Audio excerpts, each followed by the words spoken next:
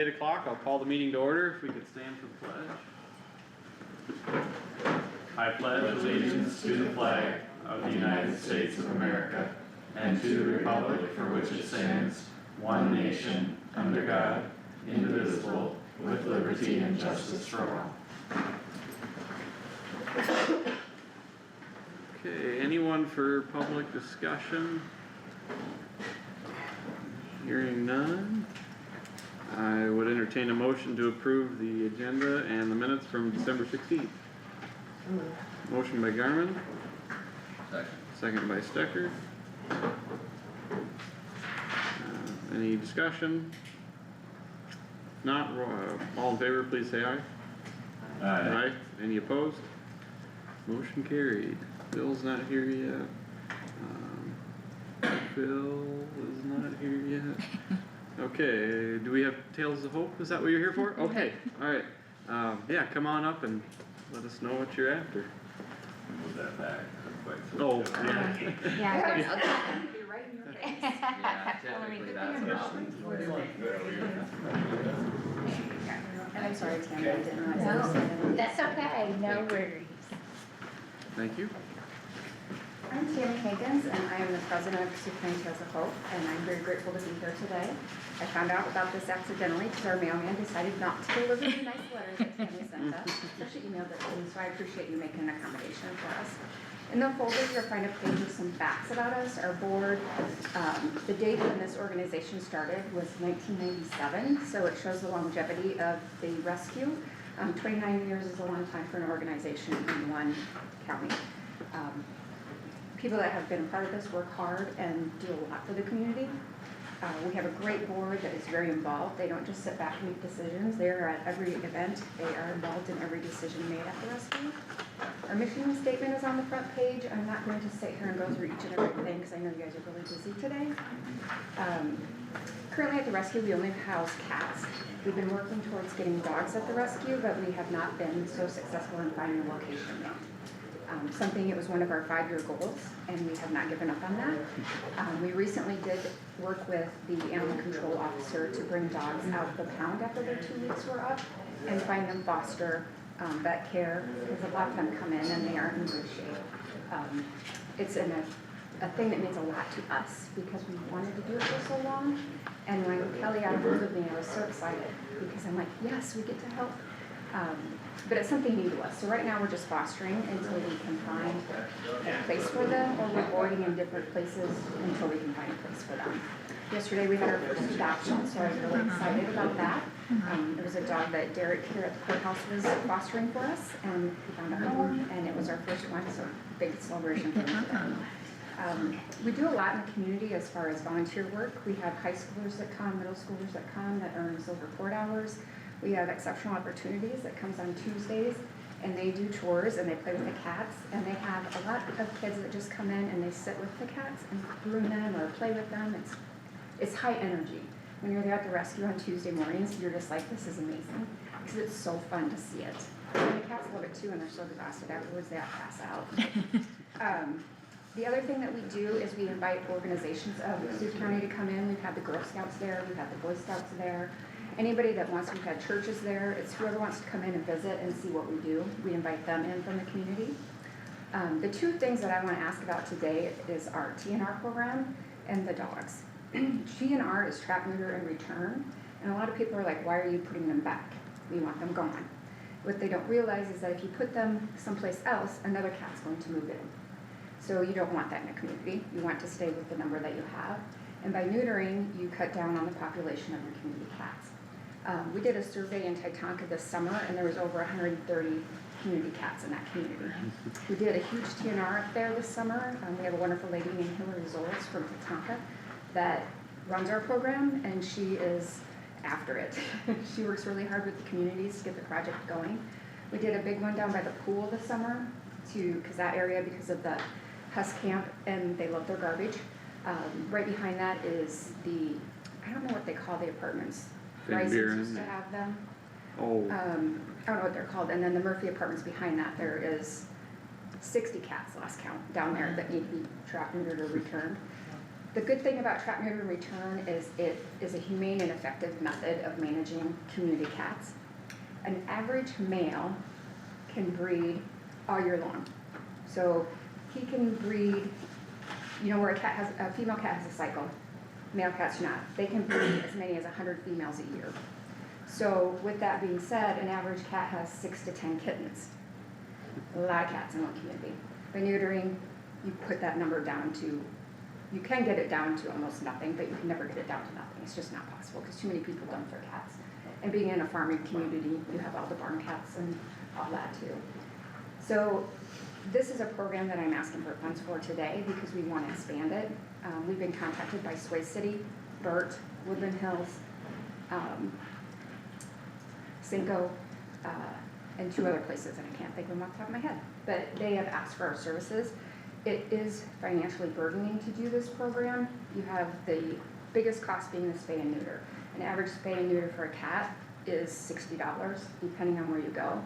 A new program opened in Goldfield called Rescued by Bruisers that does give rescues a discount. So we're working with them to bring that cost down. But it is a high cost event when you do go because you have transportation, you have overnight feeding. Titanca did pass an ordinance that if you get caught feeding a cat in your community, it's a $1,000 fine. We were thankful to you guys because you worked with us on your ordinance to make it so we could still do TNR in your communities. But the city one says we cannot feed cats, and that's how you bring them into the traps is by feeding. So that was kind of disappointing, but we'll work with it. We'll work with the council there and get through it because I think they'll see the bonus later.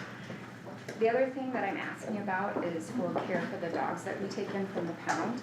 We do not want to take over for the animal control officer or the pound. We don't have the facilities or the people to do that, but we want to move those dogs out of the pound as soon as possible when their 2 weeks are over to get them in a home or foster.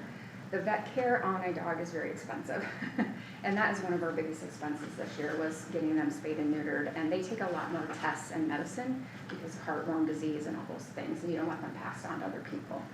And the state requires those tests and vaccines to be done before they can be moved into a home. Before they leave the facility, they have to have all those things done, spay, neuter, vaccinations, all those things. All the numbers are there for what things cost for these things in the packet that I gave you. It does get very expensive when you have to board because you can't find a foster, but it's worth it in our opinion. And we do have some donors that have given us money and are willing to match funds, which is an amazing thing for our community because it helps the community be able to have more animals. Our numbers for our facts and figures for what we've adopted out and what we've taken in is on there.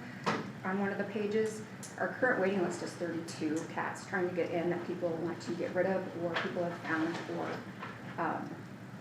just don't want anymore. It's sad, it's their pet, but yet they can't keep them for whatever reason, whether it's moving. And we can only have so many cats at the rescue because of the state regulations. It's 12 per room. Right now we only have 4 rooms. So, you know, we are limited on what we can take in, but we always try to help as many as we can. We do post for other agencies where they have room. We contact other rescues to see if we can move. Our budget is on the next page, and this is our proposal for 2026. It's not in stone because we haven't voted on it yet. Our long-term goals are on there, and our current financial situation. And although I know we are not guaranteed money here today, I do ask that you prayerfully and thoughtfully consider our request to support us with the TNR, the dog, and the community animal care. And I'm asking for $10,000 because I think that it will go a long ways, and because we have the possibility of matching funds, it will make that number larger in the long run. I have not gotten a commitment on the exact dollar amount of matching funds if we get money today, but I can get that number to you when they give me what that is. Does anybody have any questions?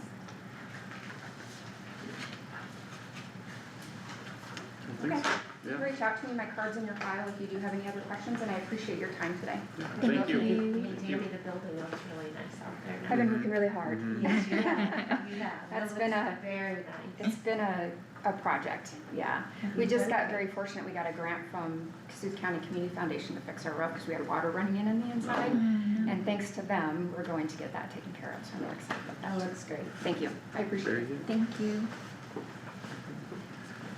Alright, we will go to Bill Marin retirement recognition. Good morning, Bill. Morning.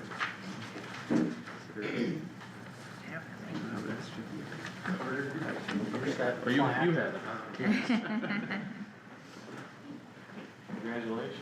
Right, thank you.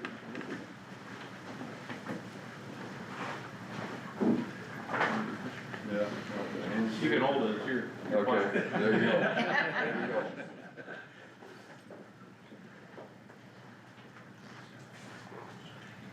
Alright. Get a couple of them. Oh, that's a good one, Carter.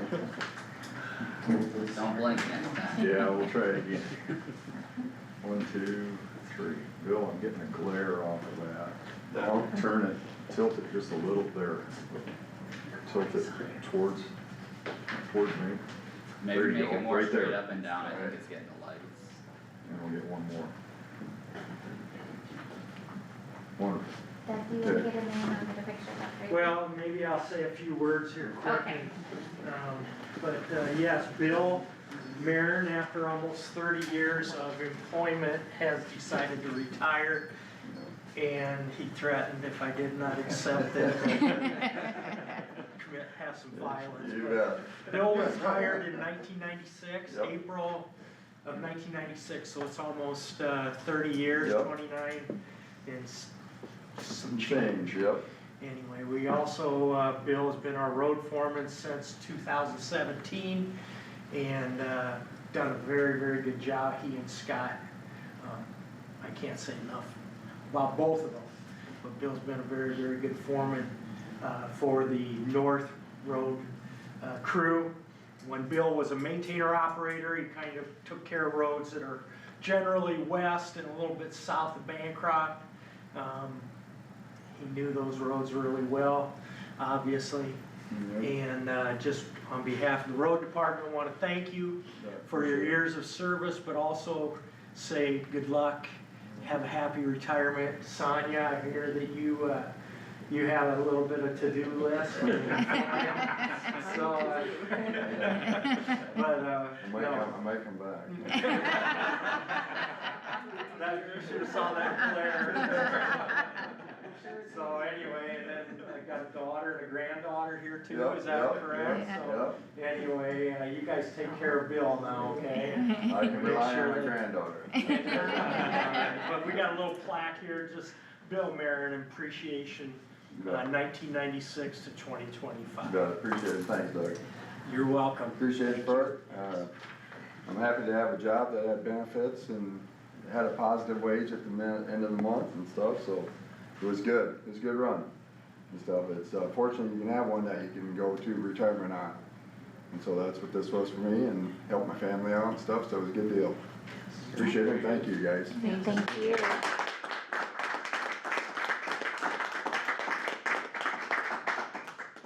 Now you have plenty of time in the summer to help your brother-in-law butcher your chickens, right? No.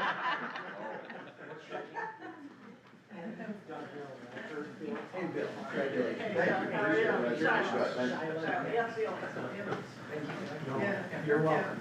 You take care, all right? Don't be a stranger either, Bill. Every now and then you get into Algona. Nice to meet you. Yeah, thanks very much. Nice working with you. She doesn't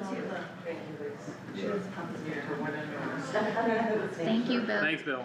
You bet, thank you guys. Congratulations. Have a good one. Yep, You you too. too. Christmas, Merry guys. Merry Christmas. Christmas.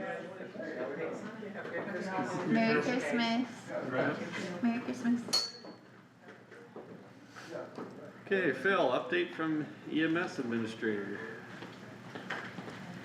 Good morning. Good Good morning. morning. I don't have a whole lot because we kind of just went over financials here a couple meetings ago, but it's kind of a quick rundown. I went through some numbers yesterday quick. This current fiscal year, July 1st to today, we ran 698 calls, so we're on track for our over 1,400 again. 124 transfers we've done in 6 months, so numbers up a little bit from where we were. Still bad issues, but we're still getting people out. I did pull some average response times on our 911 calls. This is 24 hours a day. 911s, we average 3.24 minutes out the door. So that's nighttime up and daytime. We shoot for under 2 minutes in the daytime, under 5 minutes at night. That's our goal to shoot for, so we're averaging 3.24, so that's really good. And our average en route to scene time, we run about 5.65 minutes from the time we go en route till we arrive on scene in the county. We're doing an AMT class, that's here in Algona. We started that the 1st of November. Should be done by the end of March. We have 10 in the class and 4 are from Kossuth County, so another positive. Kossuth County EMS Day is gonna be February 21st, and we provide that free to all Kossuth County members. It's a full education day that we do on February 21st. I do have one new hire. Tyler Ford is his name. He started employment on December 15th. He's currently in the National Guard as a combat medic. He's a new EMT and he's also in the advanced EMT class and he wants to go on to be a paramedic. So we welcome him to our group. I did interview a paramedic a week ago, Don and I did, and we did make an offer. Still waiting to hear back on that, so the paramedic is accepted. This time we'll be fully staffed, so. Very good. That's about all I have, unless anybody has any questions on anything EMS going on. Awesome. Good, thanks. Thanks, Thank Mike. you. Yep.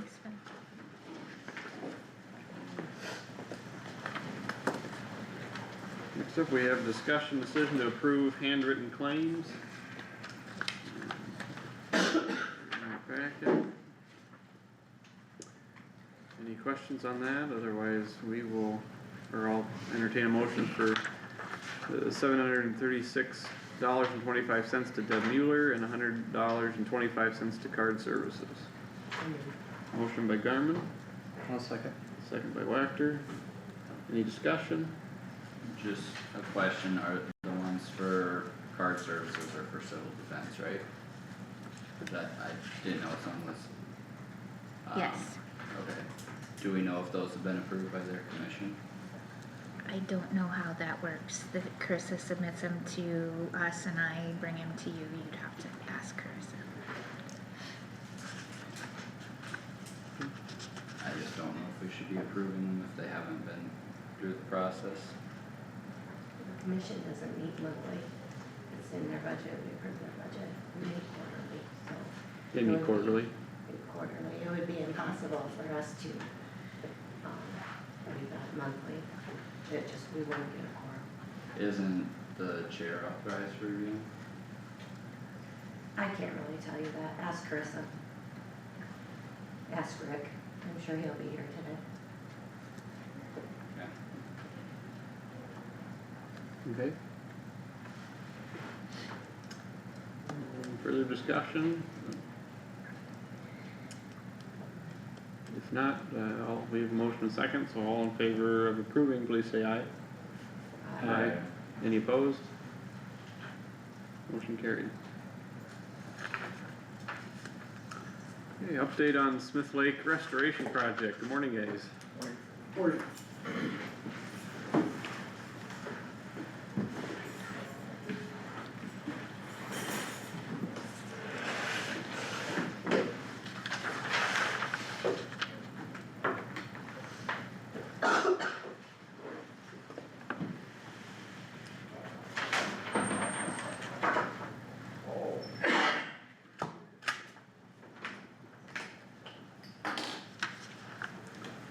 Whenever you're ready, Kendall. Okay. Guess I'd like to, in a minute here, give you an update on the lake assessment that we just had completed by the Chi Battery Engineering Company. Just got their final report actually Friday. Just wanna take a little step back and bring you up to date on what led to the assessment. Smith Lake, I'm sure all you are aware, is our most heavily used park. It's our largest park. Have a lot of amenities with the camping, shelters, picnicking, and obviously the nature center. So it gets a lot of use and we've spent a lot of time making improvements. One of the problems we've had not just in the last 5 years, but over the course of the 60-year-old lake, is the water quality in the lake. Part of it is sedimentation over time, part of it is the nutrient flow that we have from the watershed. So our board, 4 years ago, took a serious look on what can we do to improve Smith Lake. So that this process actually started in the fall of 2022. We met with the DNR fisheries, and then we met with the DNR lake restoration, asked them what can we do, what are our options to improve Smith Lake, make it a better water quality, a better recreational lake. One of the first things that we wanted to do, we wanted to get on the lake restoration list because they provided funding for the projects that I'm gonna explain to you in a minute. What they told us is before you do that, you need to do watershed improvements, you need to do a watershed study. So in 2023 and 24, that's what we did. We did a watershed study trying to look at what are some of the things we could do from a watershed perspective to improve the lake. One of the things that came out of that, we got cooperation from the neighbor to the south to do reduced tillage on part of his field that abuts the south boundary of Smith Lake. Another thing that we did was we created a bioretention cell on the south side of the nature center. That collected all of the water, most of the water that came from the parking lot and filtered it before it entered into Smith Lake. So moving forward from that, the next step, we worked with the lake restoration and we were able to get on their funding stream, and we hired a company out of West Des Moines, Shy Pattery, to do a lake assessment of Smith Lake. And I will go through that. If you could please give everybody one of those.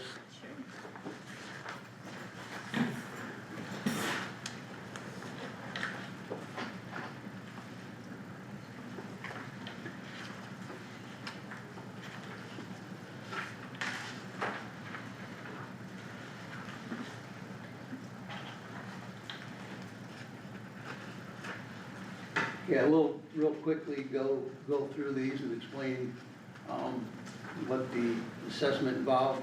On page 1 and 2, these are just pictures taken of Smith Lake in July of 2025, or excuse me, July of 2023. They show the excessive vegetation, the algae, chlorophyll. One of them was taken right off the deck of the nature center, looking in several different directions, page 2. Page 1 was actually taken from the dock that is right down from the nature center to kind of give you a understanding of what we're talking about when we're talking about excessive vegetation problems within the lake. Although this was taken 2 years ago, typically in the summer, especially June through probably about the middle of August, this is the typical problems that we have because of the nutrient loading, the sediment and the low water level. So this is pretty typical of what we experience in the summer. If you look on the next page, page 3, this gives you an example of some of the challenges of recreating. This is happens to be a couple girls canoeing on the lake. It can be accessed with canoe and kayak. It's very difficult for shoreline fishing access, obviously, and also very difficult with boat access. That led us to contracting with Shy Pattery. Page 4 is just the cover letter of the technical manual. I'm just going to go through some of the highlights of their recommendations. It's actually a 70-page document. We're not going to go through that today. One of the first things that Shy Pattery did after we hired them, they did some sampling. If you would look at page 5, please. And what that is, that shows the locations and the transects where they did some sampling just to determine what the existing sediment was of the lake. They determined that the average thickness was 1.7 feet and the maximum thickness was 5.7 feet. And obviously the different shaded areas within the lake indicate where the more sediment problems occurred within the lake. If you go on to page 6, please. This is the pre-dredge are basically the existing depths we have in Smith Lake right now.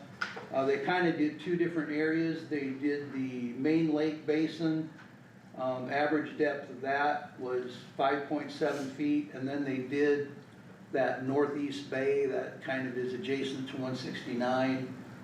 The average depth of that was 2.6 feet. If you compare that with the next exhibit number 7, this would be a post-dredge depth of the lake.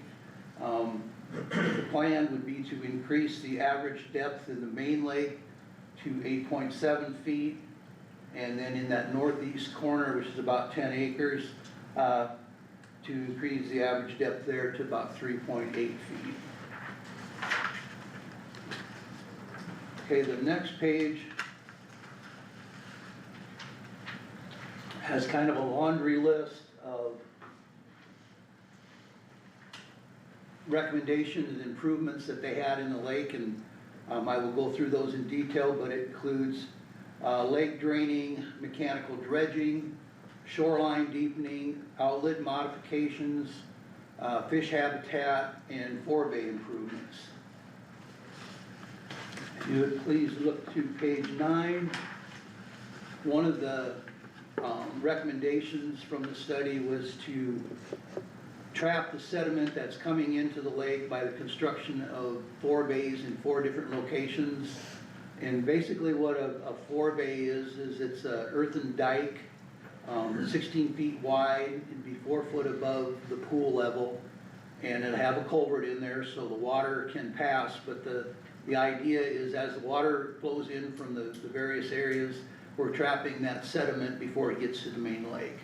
There's one of them, southwest corner of the lake, northwest corner, northeast, and then southeast. So 4 different areas where we have water coming into the lake. We're gonna trap that water, trap the sediments before the sediment gets to the main lake.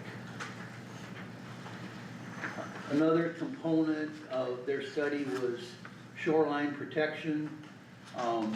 On page 10, please. And this is just a picture from another project they did to kind of give you an example or a feeling of what the shoreline protection would look like. The top right photo is an example of shoreline armoring using riprap.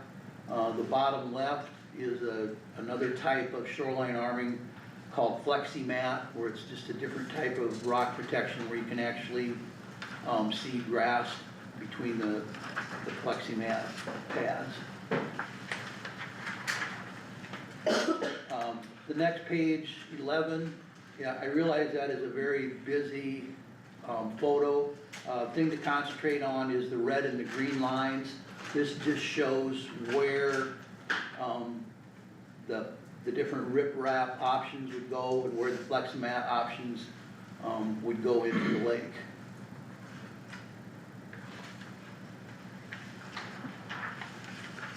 Another thing they looked at, please go to page 12, was the condition of the spillway. The lake was built in '65 and flooded in '66. As you can see, if you ignore the top part of that page, it's very hard to make out, but if you look at the bottom left, that shows the condition of our existing spillway. You can see the spalding, and there's actually a rebar that is sticking out from the spillway. The picture on the bottom right is the exit of the water to the east.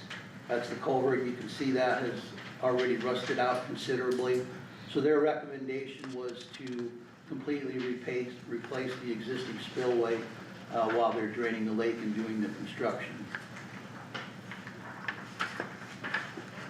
One of the largest expenses of this project is the hauling and removing of the spoils or the dredge. So if you go to page 13, please. We have identified the Wildwood Recreation Area, which is right adjacent to the golf course, as a spoil site. It is the county property.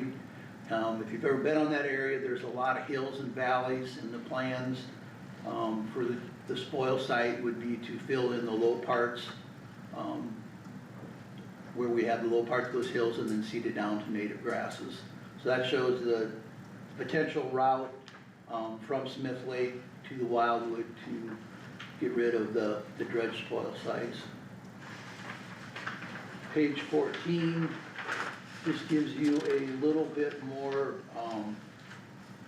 close-up look at what the spoil sites would look like. That's coming off of the County Road 240th Street to the south, and they've identified several options for the spoil sites.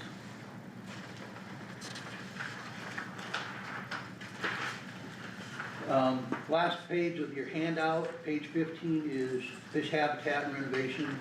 When the lake is drained and drawn down, that is obviously the ideal time to increase the fish habitat options and possibilities that you have in the lake.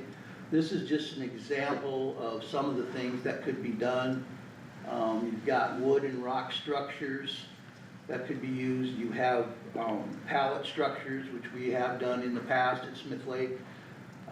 The one option we probably would not be doing is, in this case, we don't have any standing timber, so that would not be an option. But certainly we would have the rock fields that are shown in the bottom left, and then again the rock jetties and spawning areas for fish habitat. That's kind of a gist of what their study showed. We just received that final copy actually Friday. That was some of the recommendations from Shive Hattery. Where we are on the project right now, we're going to be requesting in fiscal year 2026, 2027, $575,000 to do phase 2 of the project. Phase 2 involves the construction plans and permitting. As I mentioned earlier, we are working with the Lake Restoration Program. By being with their program, it's a 3-to-1 match where they pay for 75% of the cost of the project and the county pays for 25%. So that's where we're getting the funds. The phase 2 would be for fiscal year starting July 2026 and running through June of 2027. Again, the cost of that would be $575,000, of which we would get 75% reimbursed. The phase 3, which would be the construction project, we're looking at beginning in the fiscal year 2027, 2028, and probably going into 2028, 2029. The estimated cost from Shive Hattery on the project is $4.2 million. That leaves the county with a cost share of $1,050,000. To date, we have 75% of the funds secured for that project, and really want to move forward on the project.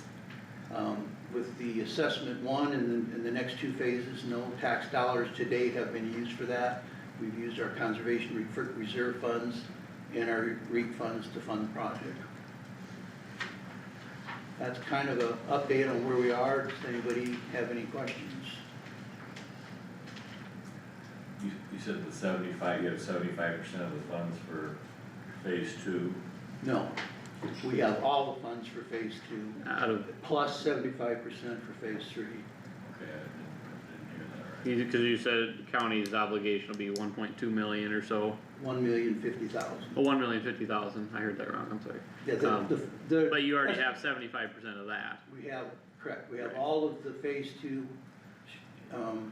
for this next fiscal year, and we have 75% secured for phase 3. Okay. Well, this has been a project long time in coming. It has been, and I say we started in 4 years ago. I think we've talked about it probably for the last 15 years, so. Mm-hmm. It's where we are and where we like to go. Yeah. Yeah, I'd heard a little bit about it from the DNR side at the watershed meetings, but, yeah, very good. Any questions for Kendall? Or? Okay, thank you. Thanks for coming in and sharing that with us. Thanks, Kendall.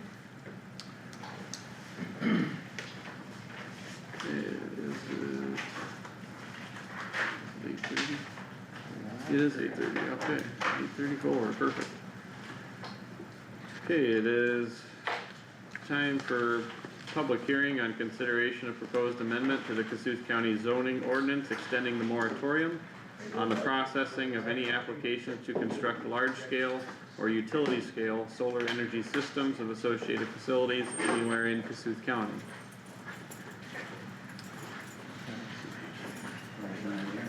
I just Corey's not here, no, he was just gonna asked be gone him, this week. he's gone, yeah, he's gone to the 5th of January. Yeah, He did send an email last night, he sent it to you guys, yeah, Mm-hmm. that they did recommend. and I did go to the planning, the commission. You did? last week and Okay. decided. So, yeah, I was there, it wasn't a big discussion. Sure. Okay, well, we'll need a motion to open the public hearing then. So moved. Motion by Wactor, second by Haas. Any discussion? Hearing none, roll call vote please. Haas, Yes. Garmin, Yes, Stecker, Yes. Wactor, Yes. Nah. Yes. Public hearing is open. Are there any comments?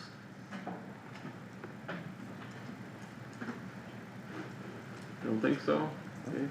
Need okay, a- can I say, Oh, yeah. the one thing that was discussed at the meeting was whether or not the 3 months was enough. Oh. And, they, you know, I don't blame them, they don't wanna come back in 3 months, but I was there for the board and I thought that's what the board's stance was, is 3 months to have that finalized, so I did communicate that at the meeting. So, Yeah, so they recommended the 3 months then. yeah, so, you know, but they did hesitate on that. Sure. Understandable. Yeah, so I just wanted to make sure you. Well, thanks for being there and communicating that. Okay, we'll need a motion to close the public hearing. No, we got to the No. reading. Oh, I'm sorry. Thanks. That's why I got you here.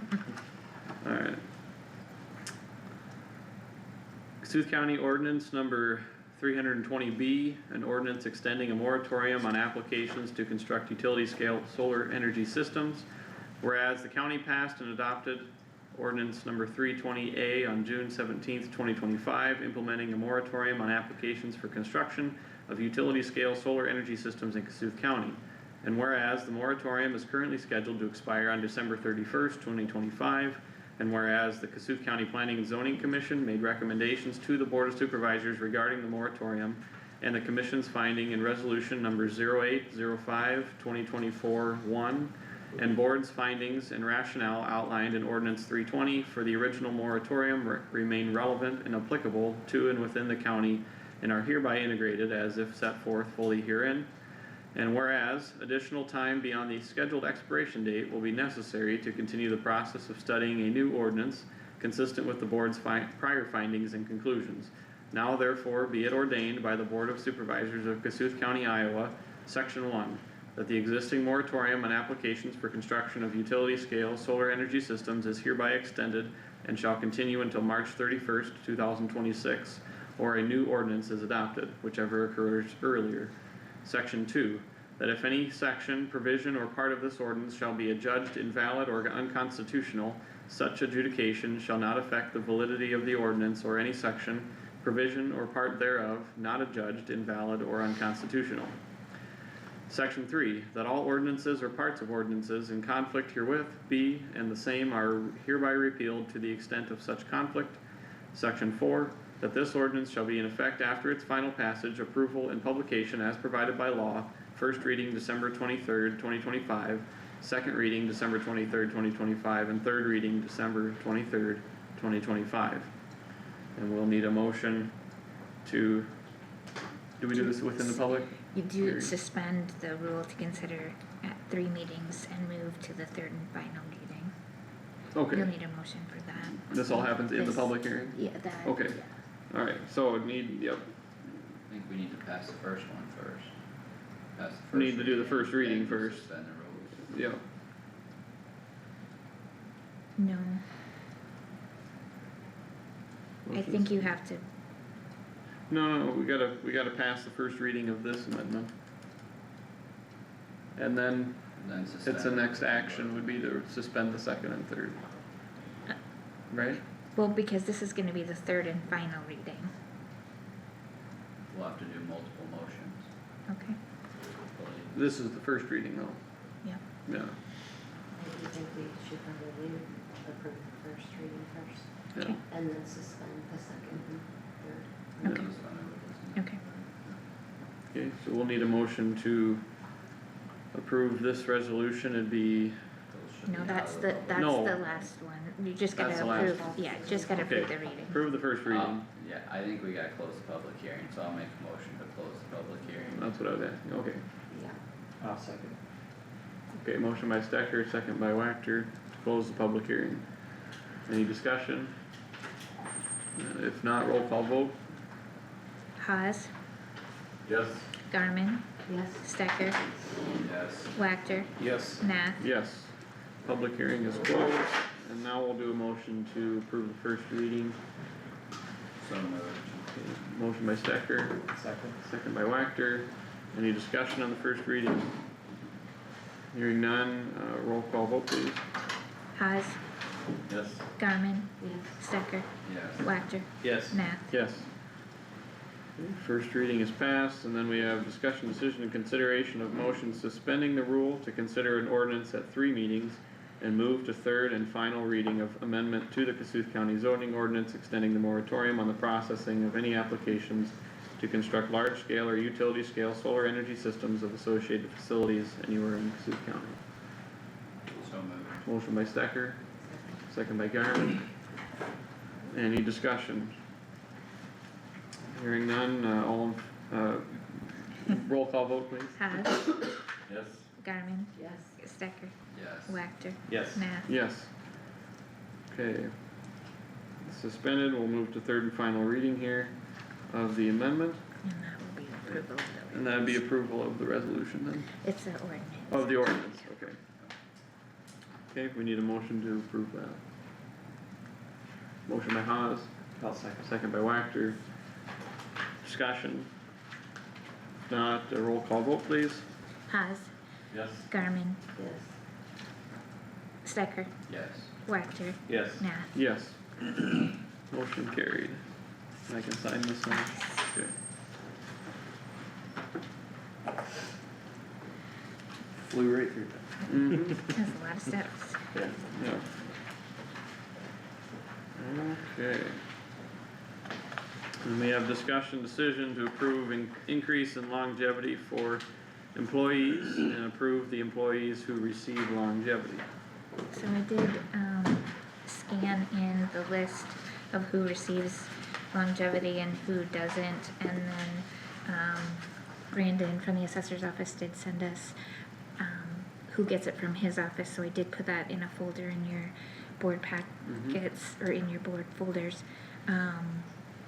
And then I did forward you an email of a discussion that I had with Ann back earlier this year, on anybody can receive longevity except for elected officials, so, and she did mention in there that even if they're at 85%, they can still receive, longevity, so.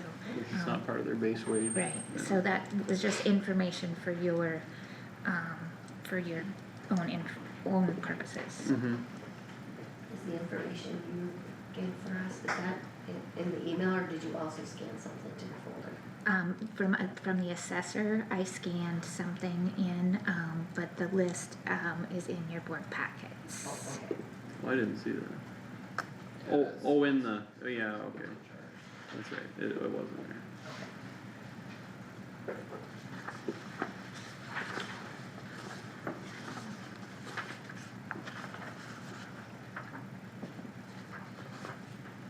And so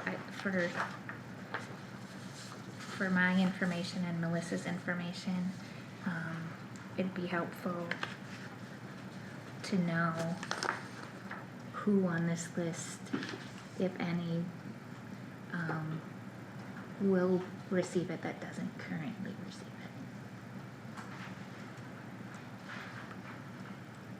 it. It almost seemed like most of the department heads did not receive it, And deputies do not and receive. deputies and conservation employees for whatever reason. Yeah,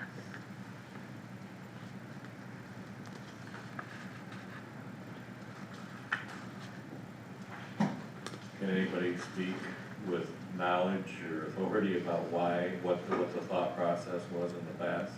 Well, I think, it was thought that deputies could not receive longevity in the past because they were a percentage of, the elected official. That's my understanding. I guess. Go ahead. Oh, no, I'm done, go ahead. When longevity, I believe for the courthouse came into play, when we developed the union for the courthouse employees, the first deputies could not be in the union, because they are, the first deputy of the elected official, and that confidant, they couldn't be in it. So everybody should have received it that were in the union. That was kind of why that all started. And then after the union, I don't know how to explain that, you didn't have the representation anymore, the courthouse decided not to be represented anymore. I don't know what happened after that, because I wasn't here. So, but that's when it started for courthouse.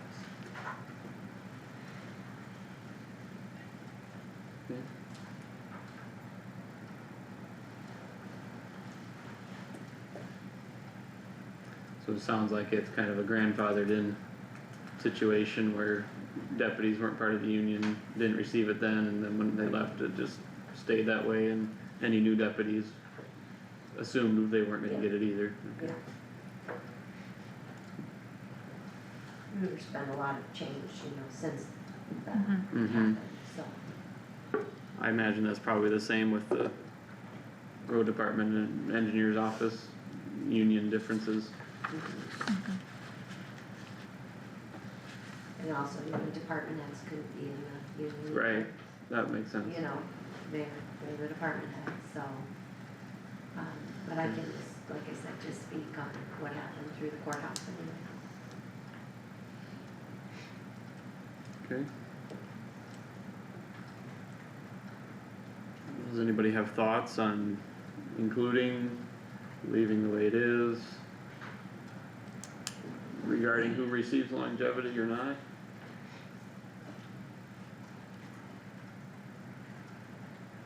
I guess the first or biggest thing I would say, I think we have to look at it from a cost perspective and see what that's gonna cost in relation to other wages and all that. I mean, it's just gonna be a piece of the budget, so this one would potentially flux up and down depending on the employees that would fall into that category, obviously. Naturally.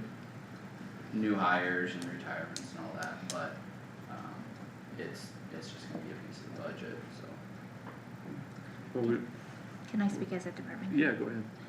As a department head, the purpose of longevity is to award somebody for their length of service, and what they brought to the county. And the deputies are a very important piece of that, and they're the ones that me as a department head rely on a daily basis. And if anybody deserves that recognition for the length of service, it's them. Not that the other people don't, but I'm just saying I don't like that they're excluded from longevity, and I think that they should be included in that. Well, it's half your office and it's the half that's been there a long time. And if we can include them, I think that was my question before, can we even include them? Because of that 85% whatever, so if we can, I think it's fine to do it. The list will fluctuate, but that list can also be looked at on a yearly basis, maybe at this time, before we're doing the budget, to make sure we include anybody, but that still doesn't mean that it's not gonna change before July 1st, But that's why we approved the list of, employees and their wages July 1st. That comes in here, and that's why we do that. So, we're almost accepting and approving that change at that time, so I think the biggest thing, yes, the budget piece of it is, kinda unknown, because we need to start working on that. I think we absolutely need to get a list And when were you thinking this would take place, Kim? Like immediately or July 1? July July. 1, Okay, That makes sense. yeah, yeah. because I don't think any of us departments have the money in our budget right now for that Yeah, kind of an yeah. increase, so. Okay, so,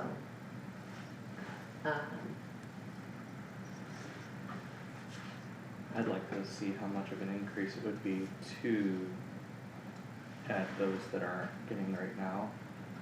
well, on the current level, it's only a penny Yeah, a Right, year, so it's right. not very much, I- but, My thought is I would like to see what that increase would be adding everybody to it before we say we're gonna do the, 5 cents a year. well, it's, if you take it, if you It's- just, It's an extra $500 Yeah, after it's 5 not- years, Yeah, extra, and then just add $1,000 after 10 years is what it would be at a quarter. right, What was the department heads discussed? Yeah, so I guess when I did calculations before, I added up the total years of service, and then figured out what that cost was. And I haven't added up the secondary road chunk yet, but the chart prior to that comes out to like just shy of 700 years of service. So at the current rate, that'd be about $15,000 total.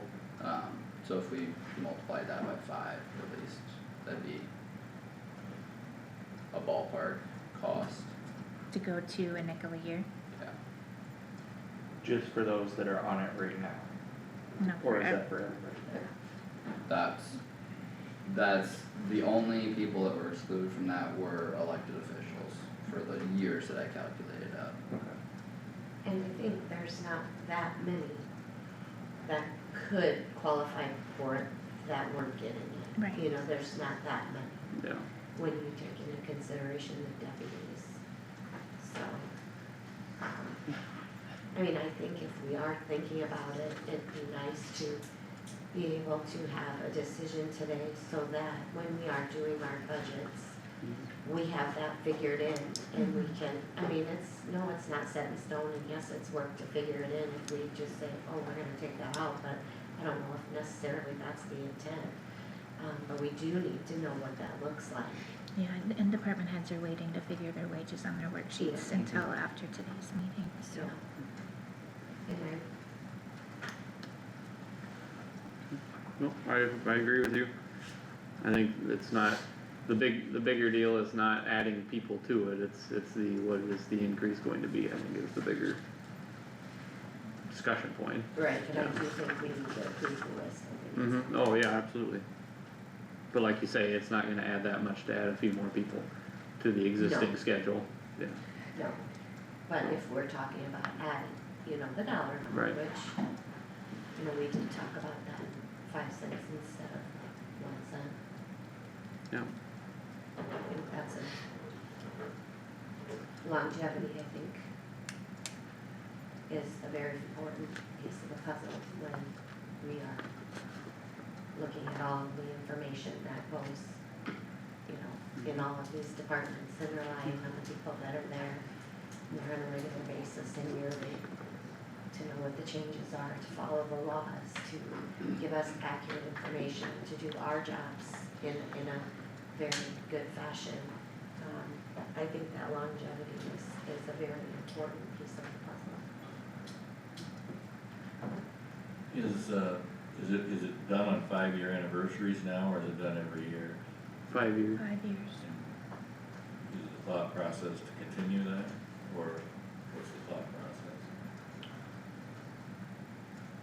I don't know why we wouldn't do it every year rather than 5-year chunks, but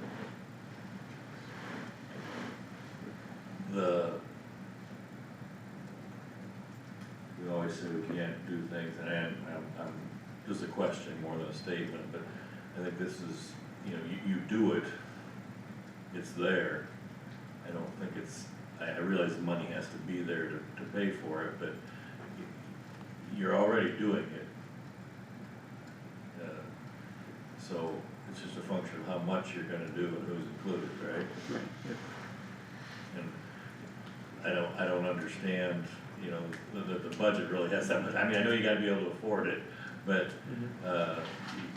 it's there, it's just something you're gonna do or not do. So that, it's really not dependent on what this year's budget looks like, type of thing. Cause then it'll be just a given in the budget. Right. Yeah, yeah, Yeah, after it's decided. right, right, it isn't something that we come back next year and say, oh, we're gonna do 10 cents, you know, that's not a, Or take it away. or take it away, right, so it's just is what it is. Mm-hmm, But for this year, it'd be nice to have it added in prior to working on the budget. certainly, yep. So I think the first discussion I think we should have is who are we going to include, like who are we going to add in? Are we looking at adding in the department heads, deputies and elected officials, or are we going to exclude elected officials? You but can't, leave you deputies? can't have elected You officials. can't have elected No. officials. So just be deputies in the department heads that So- are not receiving it. I think it's easier just to say everybody but elected officials, Okay. if that's what you wanna do. We're all full-time employees. Yeah. All full-time employees and deputies. All employees. Yeah. I don't know if we have part-time, well, I know we have, no, I guess we do have a couple part-time employees, Yeah, they need to be included. yeah, They were included before, Mhm. yeah, because they were part of the union. Yeah, They cannot get and they more. currently receive it. okay, yeah.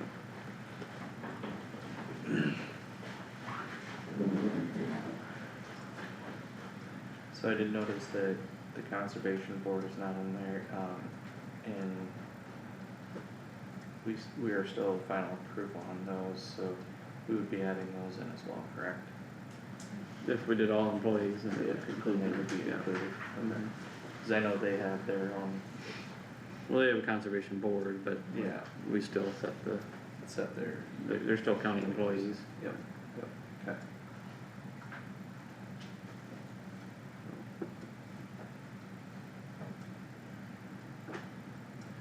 Okay.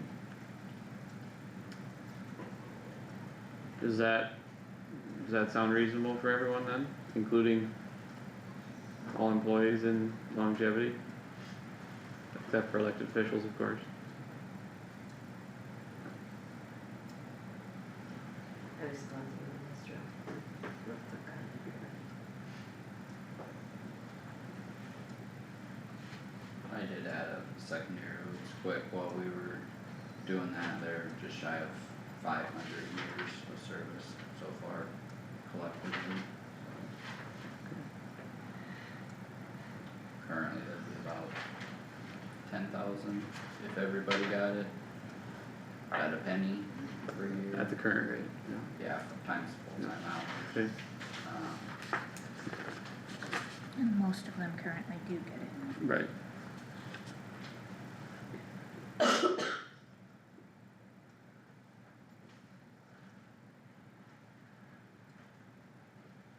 Obviously, with the conservation board, they'd have to almost approve that through their budget, so Kendall would need to know that.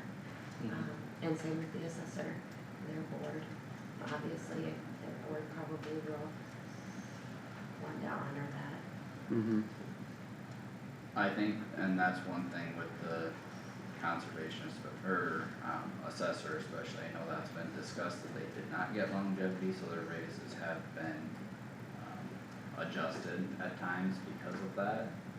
So, to kind of factor that in, I don't know. Not always, that was always kind of a battle, I think.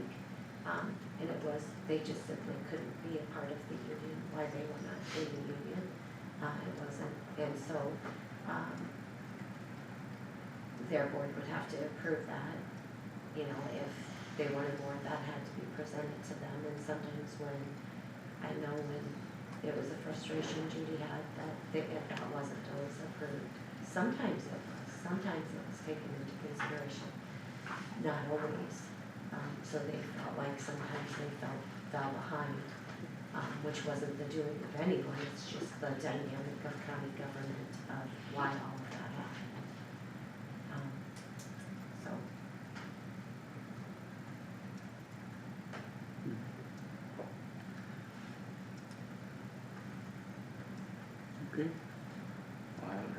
anybody object to 5 cents per year.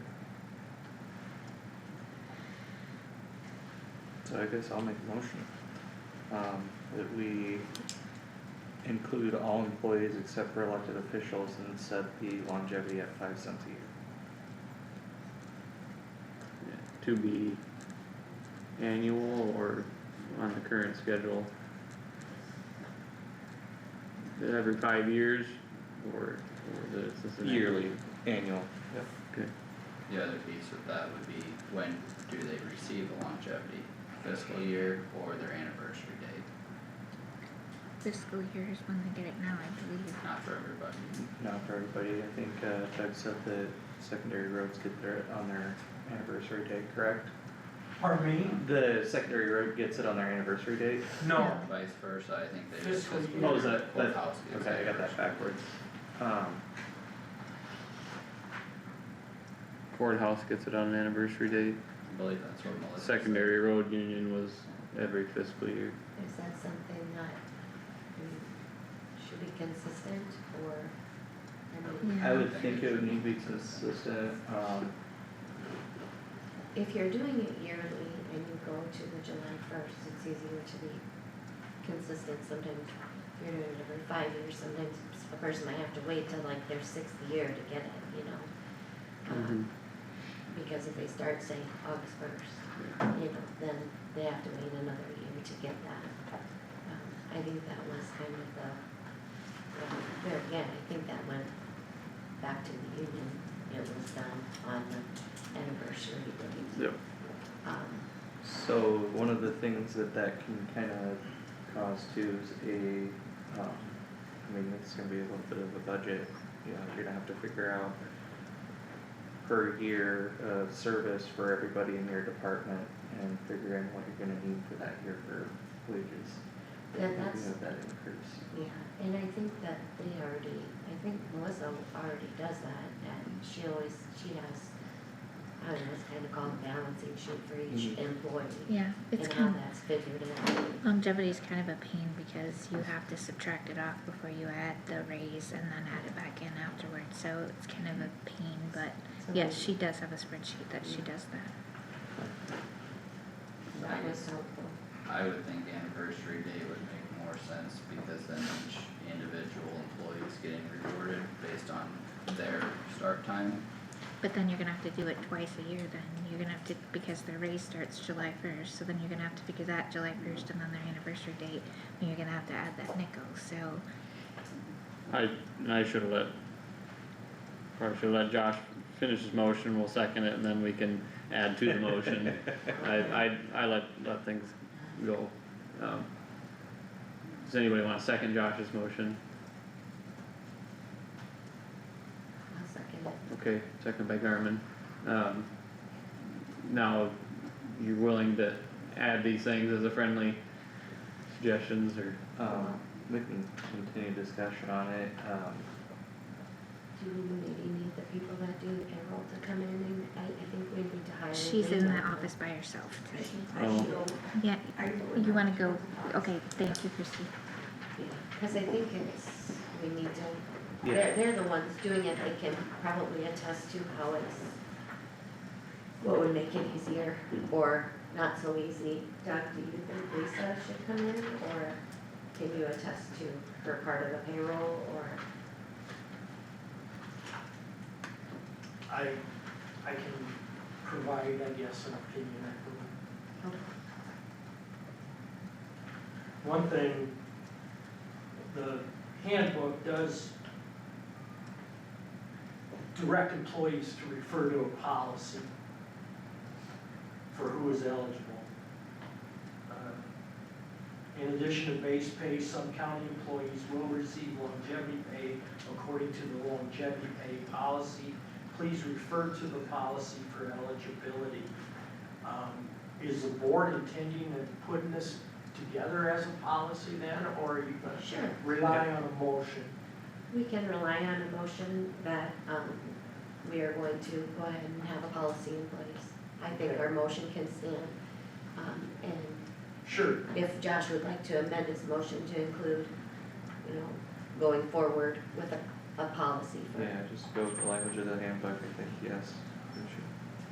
The secondary road department, contract that will be expiring, July, or June 30 of 2026, states longevity pay will be implemented on July 1 following the employee's anniversary date.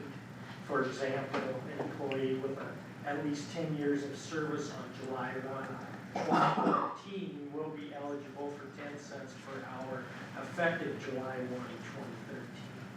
An employee who reaches his 10-year anniversary on October 1, 2013 will not be eligible for 10 cents longevity until July 1 of 2014. That's the language that's included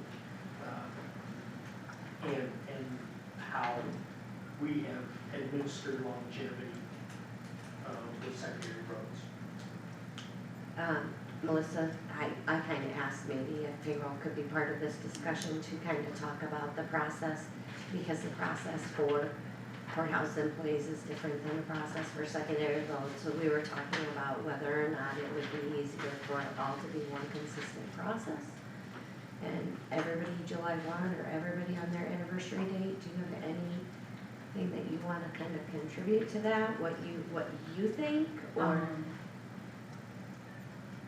don't want to muddy the waters and make things more difficult? Yeah, I agree, it should all be the same. And we do it on anniversary, which it would be easier if we, for me, if we did it on July 1. Okay. Because on their anniversary date, so then I have to keep track who's at Yeah. 10 years or 15 years throughout the year. And Yeah. instead of a raise just July 1st, I have to adjust them Sure. throughout the year. But I mean, I can do it, I've been doing it, so. And we have talked about having it be every year rather than at 5-year increments, so would that change your thoughts at all or make it easier if it's every year rather than in chunks? It would make it easier if it was July 1st, but again, I'll do whatever, Right. but. Well, we don't do the payroll, so it's kind of nice to have, payroll's opinion, because they're doing the work. We don't want to make it any more difficult. Yeah. Okay, well, that clears it up for me then. Okay. Josh, you? Yeah. I'm just thinking,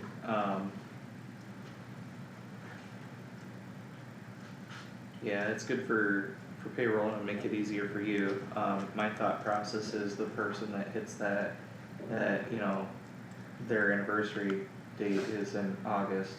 And so then, they're always that many months behind on their, that's one thing that, but at that point, you're just kinda.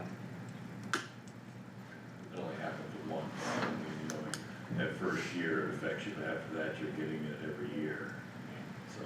You're seeing it change consistently, Yeah. yeah. It only happens once, it's just. So I'll amend my motion to include the effective date of it to be July 1.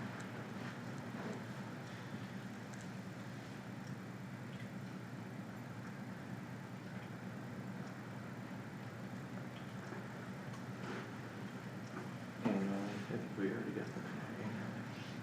We'll have Tammy read it back when we get to it. Okay, this is what I have. Motion by Wactor, second by Garmin, to include all employees except elected officials to receive longevity and set longevity at a nickel a year annually effective July 1st, 2026. Okay. Are we And going- to establish a policy. And I do think that would help for questions where it's maybe positions, not necessarily people, because the people can change and say, these positions are eligible, all positions are eligible, except elected officials, it's pretty easy. Yep. We can So do you have- want me to change employees to positions, or, Oh, I guess it doesn't matter, okay, it doesn't matter. do you want me to reread what I have then? Sure. Motion by Wactor, second by Garmin, to include all employees except elected officials to receive longevity and set set longevity at a nickel a year annually effective July 1st, 2026, and establish a longevity policy.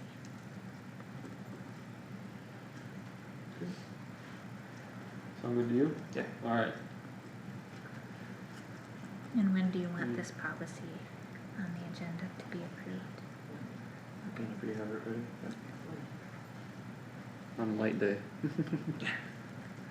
I don't know, I don't know, just what was in the past, it's been on a 5-year anniversary, and I'm not advocating for that or against it, I just, what was the thought process about going to it every year? Just wanna know what everybody thought was there, just. Yeah, it's just waiting until 5 years before you see any benefit of it. And then you only get it every 5 years, you only get that adjustment. Kind of a little thank you every year, to say thank you for another year of service. I mean, it's a small amount, but it's still something. Say thank you.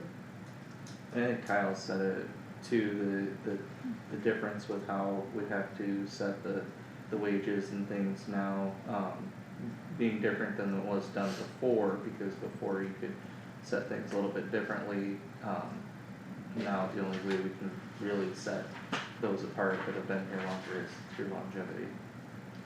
Yeah, I guess that's what I had focused on previously, was the structure of it, that's the only way we can differentiate between people in the same positions, so, I don't know that there needs to be a 5-year wait when we were, I mean, yeah, I guess. I don't know, I've said plenty of that before, so. Answer your question, however.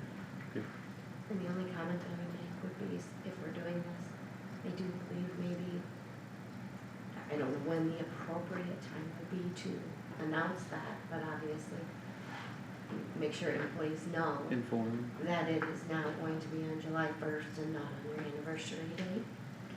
I think we need to make sure everybody knows that. I don't know when the best time is to do that, but. Once we do the policy, I think that will be, once we set that policy, I think that will be our notification to the employees of that change. But that with everybody's next paycheck or whatever. Yeah, based that's, on- yeah, that's. Well, and I'll send an email to department heads so that they know to add this to their budget worksheets, so they can figure the wages, and I'm sure that they will mention it to employees as well. Yeah, I'm- yeah. I'm sure it won't take long to pass that memo around. And we may want to work with maybe Melissa, and so they know how to do that. You know, because it's not just added on to that base, so we might want it, maybe everybody kind of calculate it the same way. Yeah, well, we So- always double check with the worksheets that Melissa has when we're looking at the worksheets. Right, but- Because the percent raise Yeah. isn't on the longevity, but Right. we subtract the Yeah. longevity. Right, out, so- yes. To get accurate numbers in the budget, it would be helpful if maybe everybody kind of does it the same way, and then it's, first start kind of being accurate. Okay. That worksheet's pretty self-explanatory, you know, it's pretty. Okay, well, we've had plenty of discussion, anything else? I guess we've got a motion and a second on the floor. If there's nothing else, then we'll go ahead and vote on that. All in favor of approving the motion as Tammy read it, please say aye. Aye. Any opposed? Motion carried. Thank you. Thanks, Melissa. Okay, we are up to discussion decision approve emergency response complex leases with EMA, EMS, and E911. Rick, you called me yesterday and asked me what time you should be here, and I said, you better show up before 9 or else you might miss something, so I said, otherwise I'll eat my words. Well, it looks like I ate my words. No problem. No, anyway, Todd sent us copies of the 3 different leases. I think he was gonna be here. Yeah, do you wanna Oh, call yeah. him Right, and oh, tell him that we're up to that? Very back and up. Derek's out here. Derek's out Hey, here. this is Josh up in the board. He's behind We me. are up to the lease I can discussion. see him. Alright, thanks. Thank you.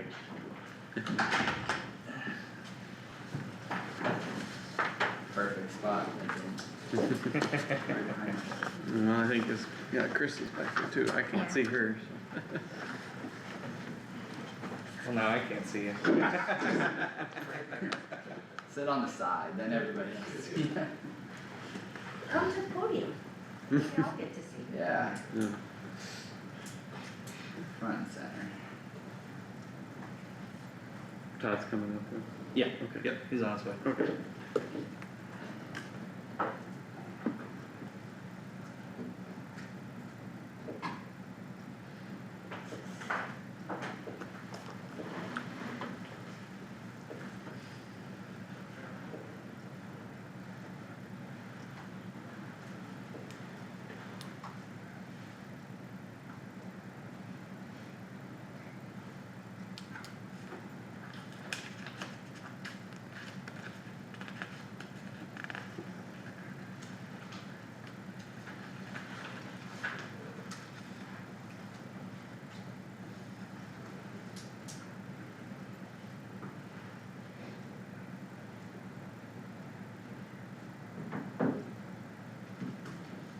I'm confused.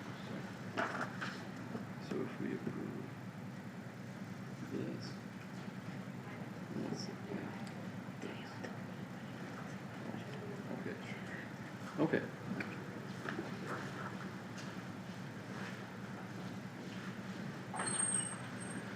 It just seems like I it know, would be, I know. even with the tornado, I just wasn't under. Hello. Good morning. Good morning. Merry Christmas to everyone. Merry Merry Christmas. Christmas to you. Oh, we're up to the leases. Yes. I prepared, the EMA lease in accordance with, what I perceived to be the discussion last week, and then I also just, prepared, a modified lease for EMS and, E911. I got Phil had sent me the Exhibit A, which has I think the diagram that sets out who has what area in the building. I wasn't here, for the discussion with the hospital. I don't really know what's going on there.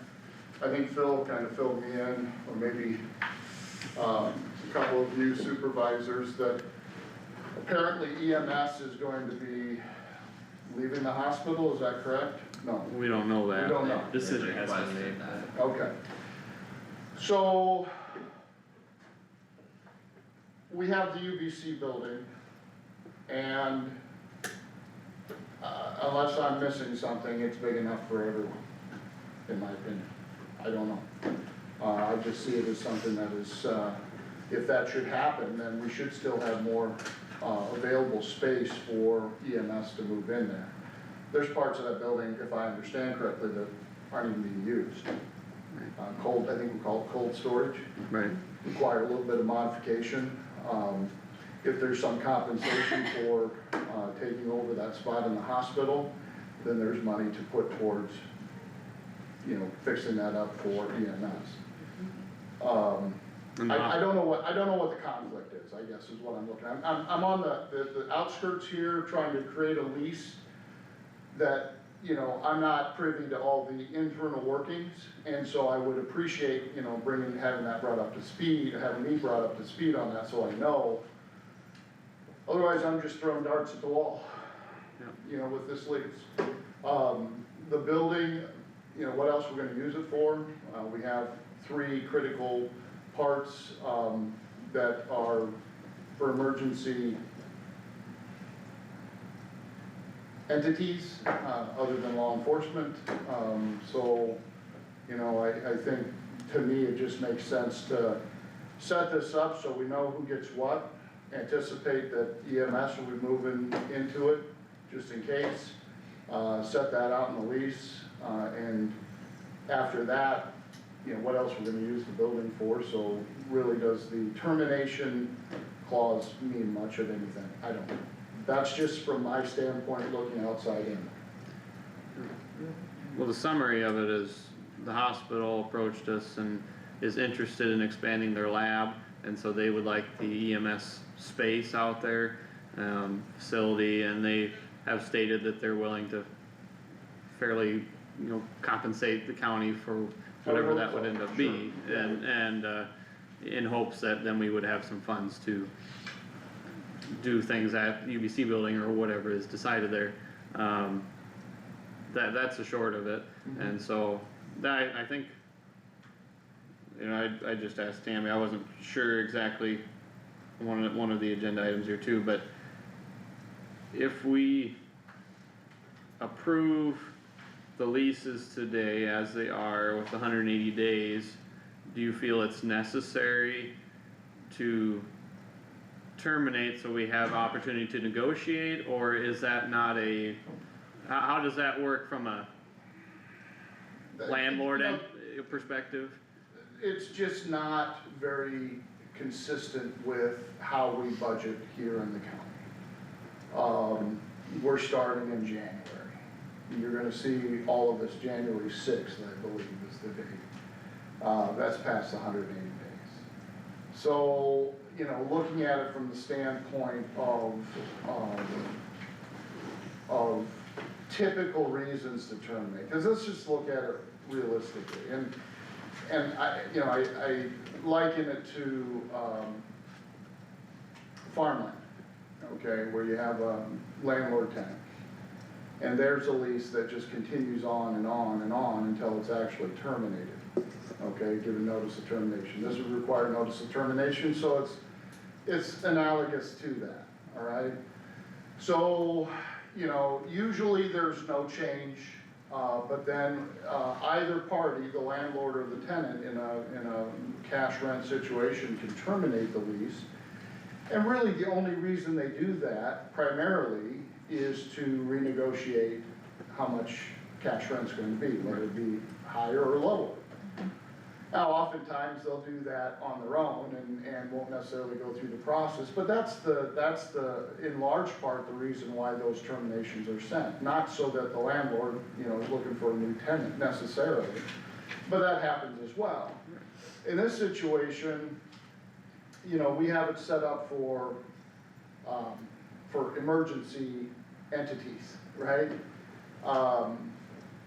The termination would be, in my opinion, then looked at as far as, okay, now we have to negotiate. We're doing this to negotiate.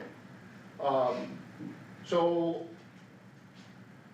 I would like to think that the termination, given parties' willingness to cooperate and work together, is irrelevant. Seriously. Nothing in this lease, or in any lease ever created, prevents landlord and tenant from getting together and saying, hey, we need to have more for rent this year. Or rent's a little steep given the current market, we should go down. Nothing prevents that.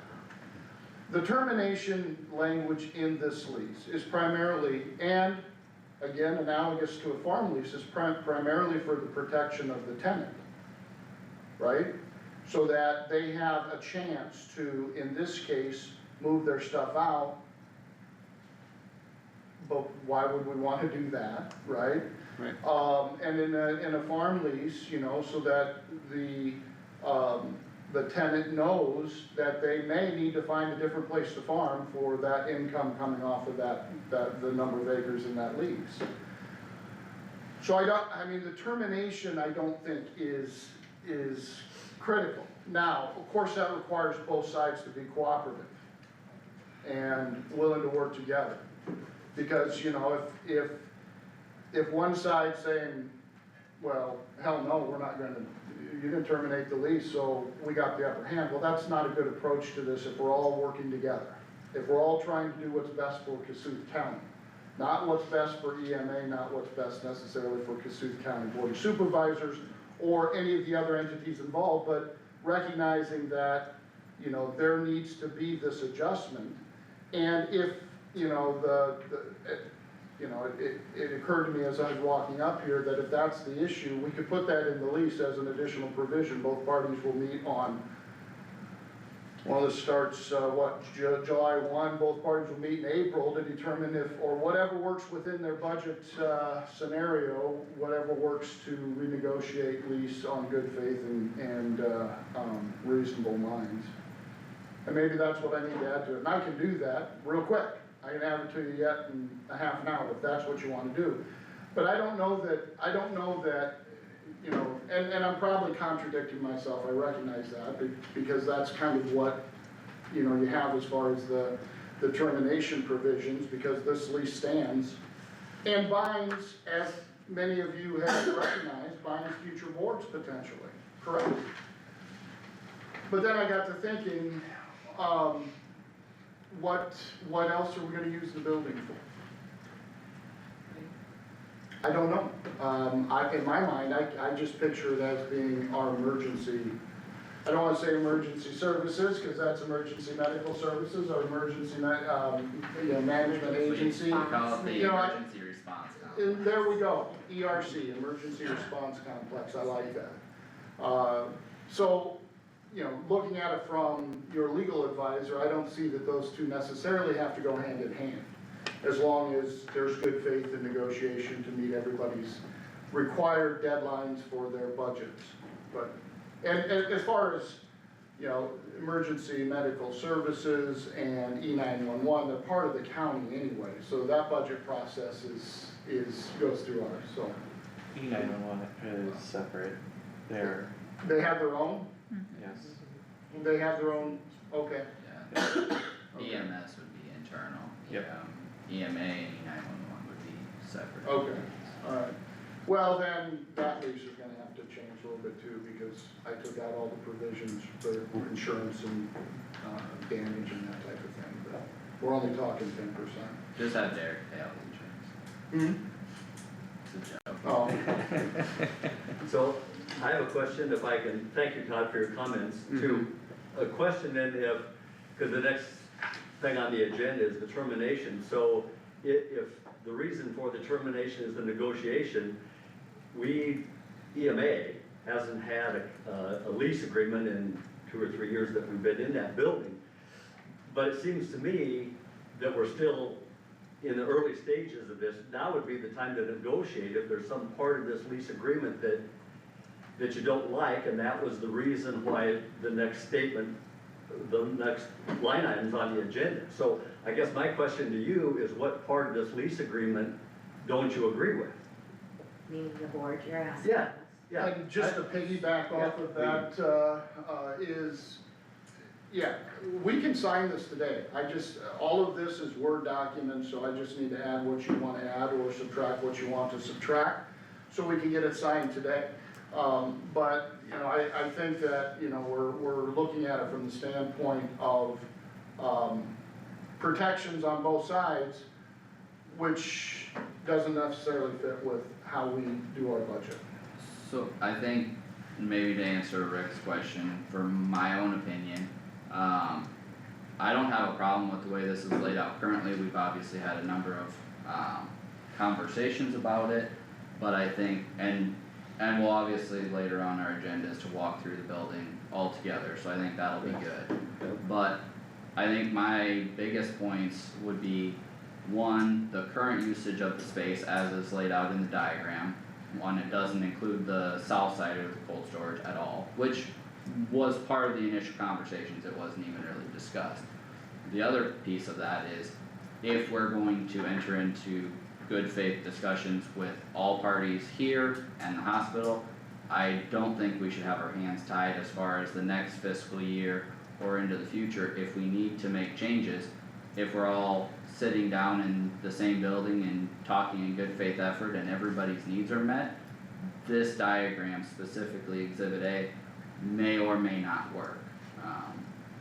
So just from a technical standpoint, I guess that's what I'm looking at, of the space as it's laid out, specifically in that exhibit, and the timelines of it. I mean, if we don't do a termination from a legal perspective now and get into next year, then that would automatically be renewing with the same attachments unless Todd adds a. Well, I mean, and looking at it practically, then, you know, if it's gonna be entered into and terminated, then why enter into it in the first place till it's actually completed the way you want it? You know, and, The current fiscal year and the budget would be the reason for that. right. To handle Right. today's business. I don't know, with the cold storage, I don't know how big the cold storage is compared to the EMS thing out in the hospital, is that, Both halves out there are pretty similar in square footage, okay, The south part is about approximately 17,000 square foot. that and the is, north half's 14,000, so they're pretty similar.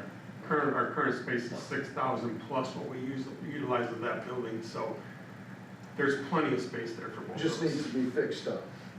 Yeah, I mean, that cold storage would have to turn into, you know, whatever, but it just needs to be fixed up, so I mean, Which all that could be part of discussions and design and all that, as we would proceed in conversations with the hospital and all the involved entities. I would agree with what you said, I think there's plenty of space there, I think it's, I mean, yeah.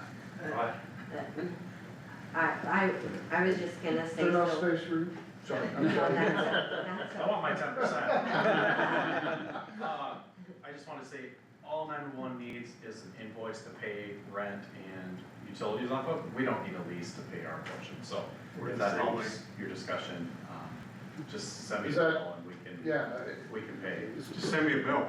well, but here's the thing I was thinking about that, because you're right, we did not necessarily agree that we needed to have separate leases, I prepared it just in case. If that's all you need, then I think the reality is whatever we attach to the EMA lease, as far as layout, would basically define your areas too. Yeah, I don't, you guys, this is minor for me, so it's Right, not I hard for understand. these two guys. But I'm just saying, if you Because your part is really on the, you know, whatever the county says this is I yours, haven't, this I is haven't yours. seen the lease, so whatever you guys decide, I'm Well, the lease terms are really irrelevant in this discussion, it's the picture you sent me, so you've seen that, which is attached. yes. But Did what you I get was the- getting at is, as far as the county goes, since EMS is county, you say this is where you're at and that's where it is. So you would set out the EMA parameters and then, okay, this would be where, Phil is and then this is where E911 is, so. Yeah, we don't need to sign a lease with ourselves. You obviously, I mean, it was an interesting, way to come up with a draft on that, that was kind of a strange. When we chose these percentages, when we got together and did these percentages, the lease wasn't even a conversation. So for our current fiscal year that we're in, there's no reason for us not to pay the invoice if we receive an invoice. Right, and to kind of bring back a little history, the reason that we went down this path of the lease was when we determined, based upon the last budget season, that they're not part of the county. And so that was the reason. As far as county government, they're part of the county, but not county government, so. The other comment that I would have is, myself, I don't think we have to worry about getting into the next fiscal year, with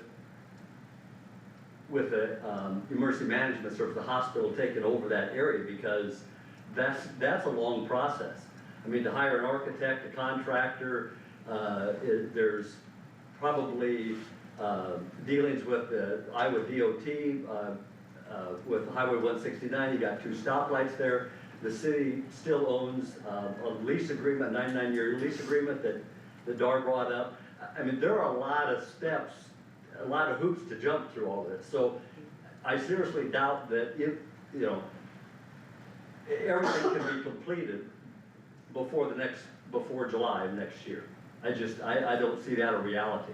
If you'd call an architect today, it'd take them 4 or 5 months to agree to come look at something, and it just goes on and on from there. Not really, It's just gonna be a long process, so. Well, there's But- things that need to be done before we even get an architect Right, involved, correct? yeah, Which is exactly. where the conversation led last Right. week, like with the feasibility study. Yeah, site planning, all that. all of exactly. that stuff, Right. so, And all that takes time. So as we discussed that as a possible next step, I made a phone call to Austin Peel, who's done a lot of design work in this town, city of, or, well, fairgrounds, the school, on and on. He was going to be in town already, was that Friday? For stuff at the school, I believe, so Phil and I met with him, he walked through the building, I mean, that stuff does not take 4 months just to get an initial walkthrough, so. okay, that's a little bit, I'm just gonna say that's a little bit disturbing to hear that you did a walkthrough with an architect. And you made a contact with an architect, and we didn't even talk about that in this boardroom? We did talk about that. We didn't talk about you contacting an architect. We I didn't hire him, that's a board decision. I didn't hire anybody. You still did it on your own, Kyle, you shouldn't do that stuff on your own. That's the stuff that makes us look bad, Kyle. Was that not discussed that getting an estimate for an analysis and having a walkthrough would be the next 2 steps? The walkthrough was our first step, because I'm the one that said the first thing we need to figure out the feasibility study. You said, no, we need to walk through the building before we do anything. That walkthrough was on our agenda, not for you to do on your own with someone else. That wasn't fair. That's not fair. That's acting on your own. There's 5 of us. Maybe we could have done something and all done that together. That's all I'm gonna say. I feel like that was wrong on your part. Oh, I feel that was wrong on your part. I don't know how we're gonna get a estimate for Like- someone to do an analysis if nobody makes a phone call. You not only made a phone call, but you shouldn't make a phone call without us discussing possibilities and people who give us some kind of an idea for what an analysis would cost. Like, this makes it sound like this is who we picked to do this. It's not what we did or decided in this boardroom. I have no And- problem looking at other options. Well, it shouldn't have been done to begin with, but, I've said all I'm gonna say about that. I feel like it's been said numerous times, it's not our intent to, have EMA leave that building. We've talked, we need to adjust the space, yeah, there's lots to decide, but we're deciding this now so that we can move forward with this lease. I don't think anybody wants to tie any hands, I think this is just establishing that space to ensure that they have someplace to go, because historically, EMA has had a hard time finding places to go that didn't destroy some of their things. I mean, this was a good thing. EMA applied for the ARPA dollars. They're just, the Emergency Management Commission is just trying to ensure that she has that space, and there's nothing wrong with that. And I guess I'm just more sad for our county that our emergency management thinks that is even a possibility. That they gotta fight for somewhere to be, that they may get removed just because of certain things. Let's get the lease done. Let's get the lease done. We're obviously going to be having further discussion, but that discussion is going to take time. There's things the city has to figure out. I mean, the city has to agree to something on that lease before anything gets moved out of there. I mean, there are things that have to be done before we even contemplate hiring someone to walk through that building. So I would really like to make a motion to approve the emergency response complex lease with EMA, because EMS and E911, we've said maybe you don't need a lease. And I'd like to maybe put, if we're gonna talk about that, for budget purposes, for a dollar amount, I would like it maybe to be, I don't know, November 1st or December 1st, because emergency management's budget is before ours. So then they have to have theirs submitted by February, end of February. So theirs takes place before we even start ours. So Do you think December first would be, I'm asking Carissa, Yeah, we do our budget workshop in December. so I'm gonna make the motion to approve that lease with the change of maybe adding December first for a conversation, for dollar amounts. And obviously, any other conversations we have about moving EMS out there, that's all gonna take place, and we're all gonna talk about that together. That first step is today, doing the walkthrough of the building. Okay, there's a motion by Garmin then to approve the lease with EMA and have a conversation December 1st. Right? Did I get that? Yes. Okay, does anybody wanna second that?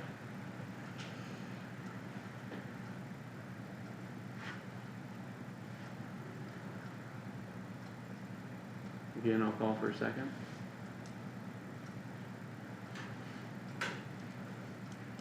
I'll second for the sake of discussion. Okay, thanks Howard. Any discussion?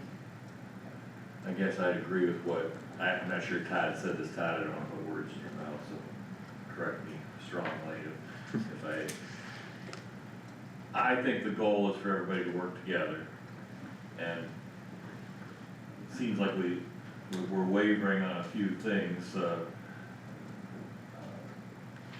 Jacob Jaden was here and said there was gonna be some accommodation made if the EMS fell through in the future, in the future, and I think Rick's alluding to that, that's what you were alluding to.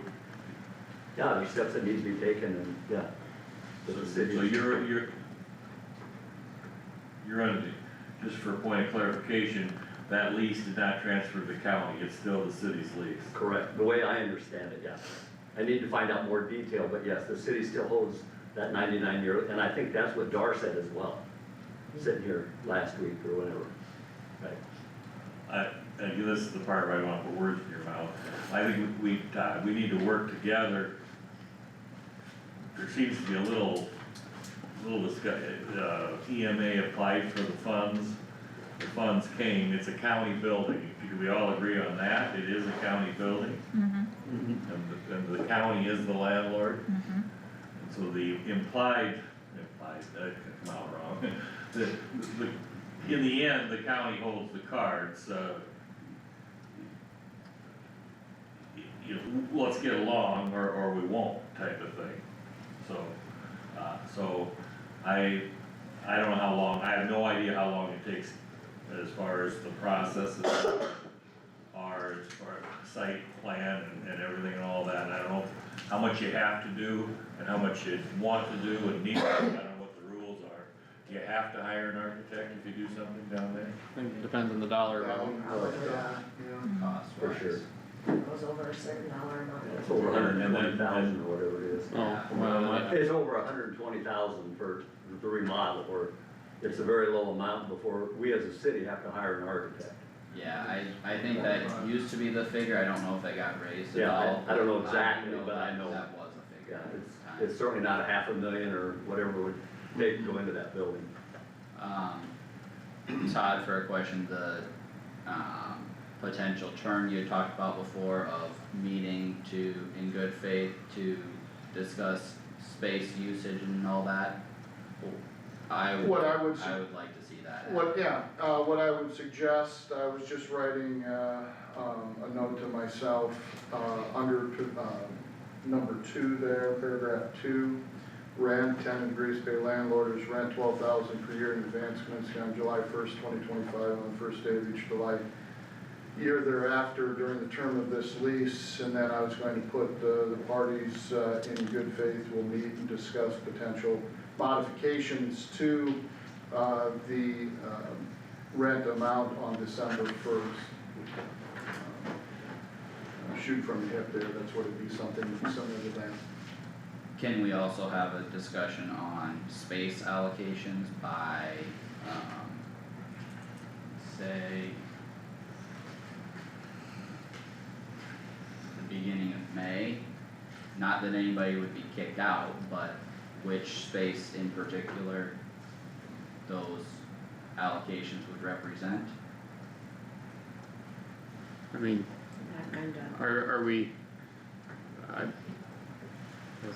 just being realistic, I don't know, EMS is not gonna be able to move by May first. No, I'm just thinking something in front of the fiscal year timeline that's not 6 months in advance.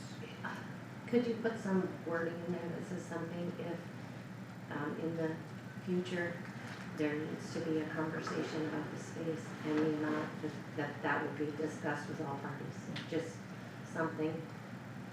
Because all parties need to discuss it anyway. I don't know how you would word that, but, I mean,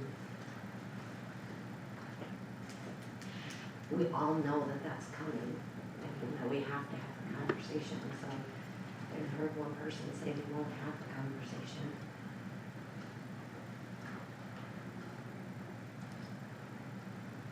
I can't see. Here. EMA, you guys willing to have conversations and adjust as needed as we go forward? Yeah. Okay, Sure. no. Phil? Yeah. Okay. Derek? I haven't seen the You diagram. okay if we move your workbench? So I don't know what he got on there, so. No. Did you add the I diagram have for a the, place for your, We have a map for you. did you add the diagram for the south portion, like you asked at the last meeting? There's I didn't nothing see it in on there. Right now, the south, I mean, we're gonna be talking, right now, the main thing is that north portion, I know the south portion serves some purpose for cold storage, but, what south portion, diagram? yeah. It was requested at the last meeting that I draw one up. I never saw it. No, Chris wasn't gonna draw it, she utilizes that portion. The south portion one? I didn't hear that from that, but I can get that, I have from the. This is the one that's on it? That's the one I got from Yeah, you? that's just in the new part, yeah. And ultimately, that's the part that, houses most of everything, and that's the part that, you know, EMS would become a bigger part of possibly. I think we're just, Do you have, or you look like you're thinking, but. I am thinking,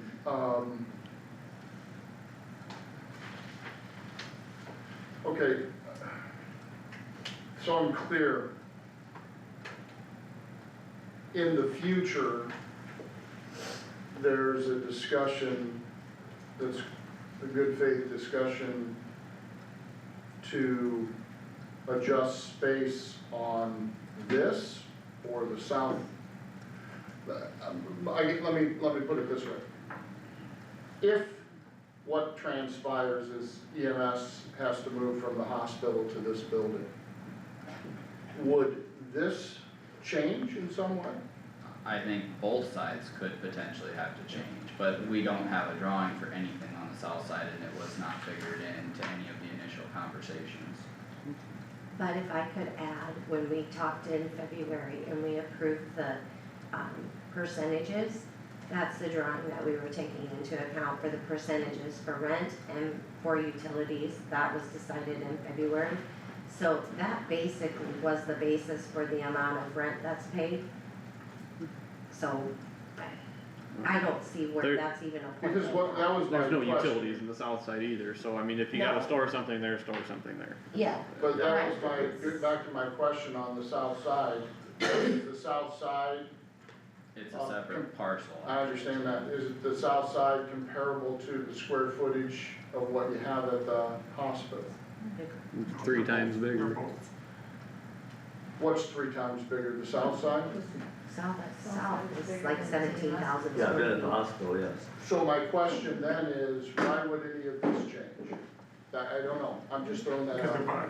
if we're gonna have a separate area for EMS, I would not need area in both sides. I would want to build for the future and move all my stuff into one location In that- rather than two. In that south side, Correct. Plus, there's gotta be a clause in the new lease, in the new arrangement that says if EMS fails to exist under the county, it reverts back to the city. So whatever parcel the EMS has to be able to, has to be a separate parcel so it can go back to the city if something would ever change, not a combination facility. So it kind of goes back to your original comment, you know, like at the last meeting, not meeting in here, but advisory, that the talk was for the south side. That's what was said there, and, I think the conversation we had was it's a big building, we can work, and there's the south side that's basically empty, there's the north side There's a whole lot of building there. There is, but I think the conversation had that day, that night, because it was on the agenda, was that the hospital would possibly pursue moving EMS into that south side and tearing it down and putting a facility for EMS there.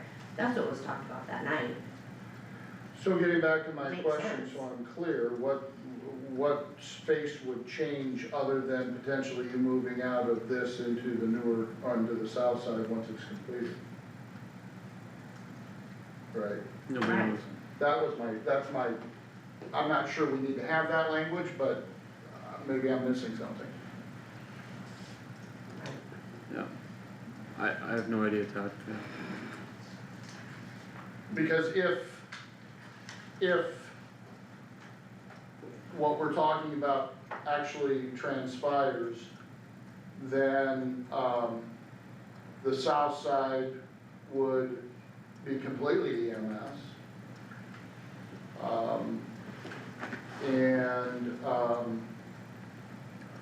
The storage would, well, the provisions on here, I don't see them all, as far as what you have in there for EMS would then be moved to the south, or the new place, the south side, I don't possibly. believe the hospital's gonna pay for new brick and mortar for us and not new brick and mortar for themselves. If we're gonna make something work for the hospital, somehow we're gonna have to come up with a plan to remodel, renovate what's there versus rebuilding. Well, that's what I was assuming, remodel. We have to be conscious to taxpayers, No, I whether it's understand that. Not hospital always- tax dollars or our tax dollars, we have to do what's the best possible way to rebuild this. Right, and rebuilding, it would be remodeling in my mind, I mean, that to me just makes the most sense. We've got the structure, we don't need to actually put brick and mortar into it, we just have to make it no longer cold. You know, and then make it somewhat, feasible for what your uses are going to require. But what I'm getting at is, if that happens and you have then enough space to move whatever you have in the current structure to that remodeled area, then wouldn't the adjustment of rent be the only provision that we need to have? Because if EMA takes over more, or if they don't, if they decide not to utilize that space, then all we're doing is talking more dollars as far as increase in rent. Am I correct? I don't know. I feel you are. I think the thing that I would have concern there is, what if there's some reason that, one option works and the other doesn't as far as location? I mean, there's definitely different aspects to each half of that building. And the usage and the individual needs of each operation definitely need to be considered, but they're not complete apples to apples, so I wouldn't wanna tie our hands and say, this is the only option we have on the table for space. Well, sorry, are you done? Yep, True. now, yeah. Well, the only thing that I was going to say is we're dealing with a whole lot of what ifs. Right now, what isn't a what if is where emergency management is now and the space of that's used for 911, EMS, and EMA. That's what we're dealing with right now. The what ifs, we got a lot of what ifs. We got a lot of things that we gotta figure out down the road. I think we all want to work together to do that. I think it would be a great thing if it all can be at one location and it can work out that way. I don't, emergency management doesn't wanna stand in the way. I don't, as a board member, want to stand in the way of growth for the hospital, but there's a lot of what ifs. Those what ifs can't be answered right now. We're dealing with right now. We're not trying to tie hands. We've all said we wanna work together. So what hands are getting tied? I don't understand. We're dealing with the lease right now. The money's in the budget. Chris amended the budget to include that $12,000. It's gonna go in a fund for that building. Why not get it done today? I don't know why we're, it's all speculation. Well, there is a motion and a second, so you got something, Howard? Yeah, I wanna, I'm not against doing the lease today, probably would vote for it, but I don't wanna go too far down the track under the assumption, I don't remember anybody ever saying that the north half is gonna be this, the south half is gonna be that. You're gonna have a site plan done, evidently, it sounds like everything is potentially, I don't wanna come back 6 months from now and have any entity or individual say, well, you said the north half was gonna be EMA and the south half was gonna be EMS. I don't think that's been decided, and that's just my opinion. If there was something said earlier, I'd like to see that, I guess, so. But I'm not against approving the lease and moving forward today. Yeah, and I can put that in there, I mean, I kinda understand now where you're coming from, I can put an additional provision in there regarding potential changes in occupancy, as far as a good faith discussion as well. Okay, yeah, do you want that in the form of an amendment to the motion, so you have direction for that, Todd? That's you guys. I have the direction of what you're saying, and you're probably going to have to read the lease when I prepare it, so that you know that it's how you want it. I don't know, You can is it table it, possible to? you can table it, Yeah. and I can come back up and Table do a the motion. schedule. Not vote on them, can we Not vote on it it? until I bring you Until the you bring actual it up? completed lease, I think that would be most appropriate. I can Yeah. have it That's done in fair. 15 minutes. We could formally I don't know what table you're the saying. motion Yeah. until Todd comes back with That's fine. his revisions. Yep. Okay. I'll make a motion Motion to to- table our motion until We're Todd comes tabling back. the motion, or we're tabling voting on the motion? Tabling voting on the motion until Thank Todd you. comes back with, changes. Okay, motion by Stecker to table the motion, voting on the motion. Second by Wactor, discussion, not all in favor, say aye. Aye. Any opposed? Motion carried. We will table it back to that for a few one. minutes, come back to that, okay. You took a break. I mean, the next two items are all hand in hand, so. Okay, Doug next? Can he you is, take a break? yeah. Yeah. I'll call him, why don't you call him, tell him we'll be back in 10 10 minutes and then we can go from there. Hey, Doug, it's Josh from Gordon. We're taking a 10-minute break here until we get the right away. Alright, okay, thanks.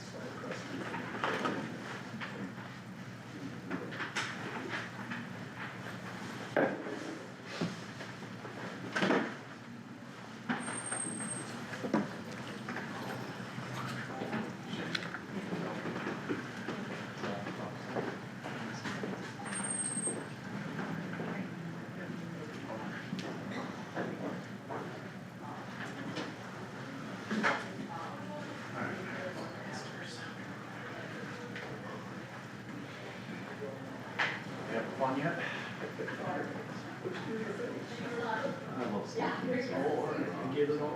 Yeah, that's what they said, so.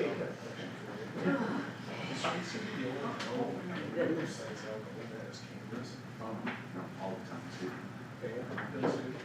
No, Bancroft's the only one that doesn't. They have their own city. If, city council wasn't interested in having sheriff's department up there. Was it extended from Deputies have 3 access months to them. to the end of March 31st? Yeah. The city ones, I don't. Alright, well, thank you. You bet. Council, we were approached them probably, 6 years ago maybe, they said, nope, absolutely not, we're not interested, so. Well, we use it for the Sunday night, so it's your Saturday night, like, Yeah. trying to find some footage and. Right. no cameras. The city doesn't have it? Well, it's what Bert told me. Okay, So we got a quick break here, did you see my? Well, we were told that they had their own stuff. I have to look. Oh, was that? Are you still doing that or not? Yep, we did 2 cameras or 3 cameras all the time, so I did like 2 a year, kind of spread out the budget. But yeah, they've been used for a lot of solid ground. Right. Yeah, they work great. Thank you. Yeah, of course. You coming back, you leave it? I don't know if I can take any more of this. My God. This is all your fault, Phil. Yeah, I'll be back. You get life for everything, don't you? I know. Hey, is your wife retired? I didn't think she was. My wife said, yeah, I think Jackie retired, she's not teaching. No, that's like, News to me. Probably another year. So they didn't have school at all this week? Okay. Wow. Yeah, everybody else is. Yeah. That's your I had the two week full off. weeks off. Why are we here today? They gotta make them up in May or June or? No, it was all scheduled, so. Okay. They get a shorter spring break than some of the other ones. Oh, Like, going and takes a week off of spring break, we only take like 2 days. oh. In North Iowa, they're on a 4-day week, you know. Right, So they had school Monday, which normally they don't have school on Mondays. right. But they had school Monday this week. Off set a day. That would be harder with, Well, I would just say. because they had to figure out, those people had to figure out daycare. Right. Now they all don't have daycare on school on Monday, so they have to have daycare. Then all of a sudden they throw in a Monday. Cause they don't wanna go one day in May or June or. Right. Oh, I sat here all freaking day last night too. I watched it, we were on our drive back from Laredo, Texas, I put it on my phone and my headphones, and I just, It's like, she's going to bed and having both parcels included in this lease. Now it's in the day, it's like, oh, another parcel don't matter. well, I see Amber's point to it, but let's get the lease done for now. Why? We've been in there 2 years without one. Right. It's different. Just get done with what needs to be done today, because you're gonna start reading all the what ifs and.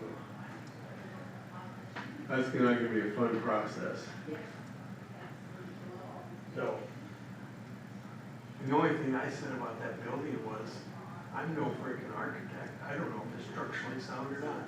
Can we remodel it, or does that have to be torn down? And all said, she's saying, all that said is tear down that south part and rebuild.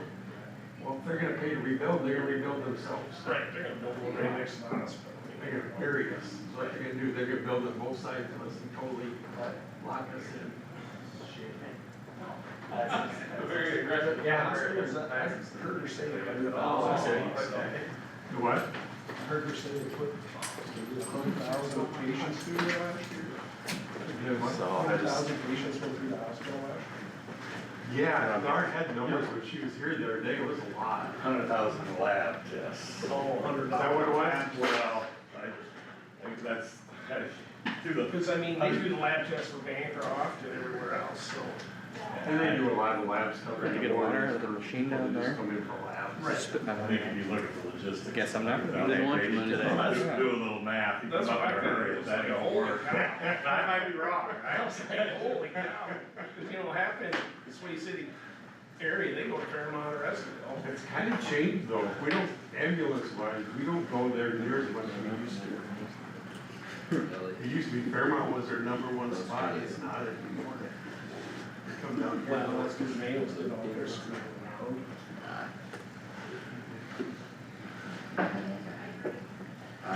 It's cool. It I forgot my jacket today Yeah. and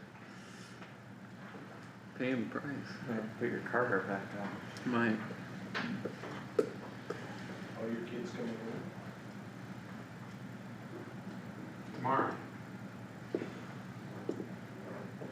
Kind of a goofy deal, because Friday's the one day, you know. You didn't have anything in our packet, did you, Doug? No, I did not. Most of our kids took the day off for vacation, their school teachers are there. Kelsey and Joe did too.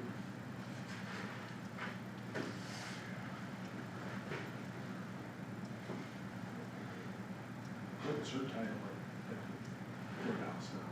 Is she? She's the deputy assessor. Well, she found by everybody then. They got so many court shit going on right now. I don't know if you've heard of them. You've been handing that. Had that $100 million apple plant that went in. That's Yeah. lame. Well, they wouldn't be Did you get tax them all exempt. signed? They I think didn't there's file only it. 2. Oh, if not, hand it back this way quick. And then they built this, another Come $100 to the screen, million. it flips through trying to find that third one. Yeah. And the city of Waukee told them that they would be tax exempt, and they're not, it's a private entity. So Dallas County is charging them taxes, so now they're suing Dallas County for tax shit and all this. So she's involved in all that. splits in the city limits of Waukee. Well, yeah, I don't know if city limits or their tax area or what.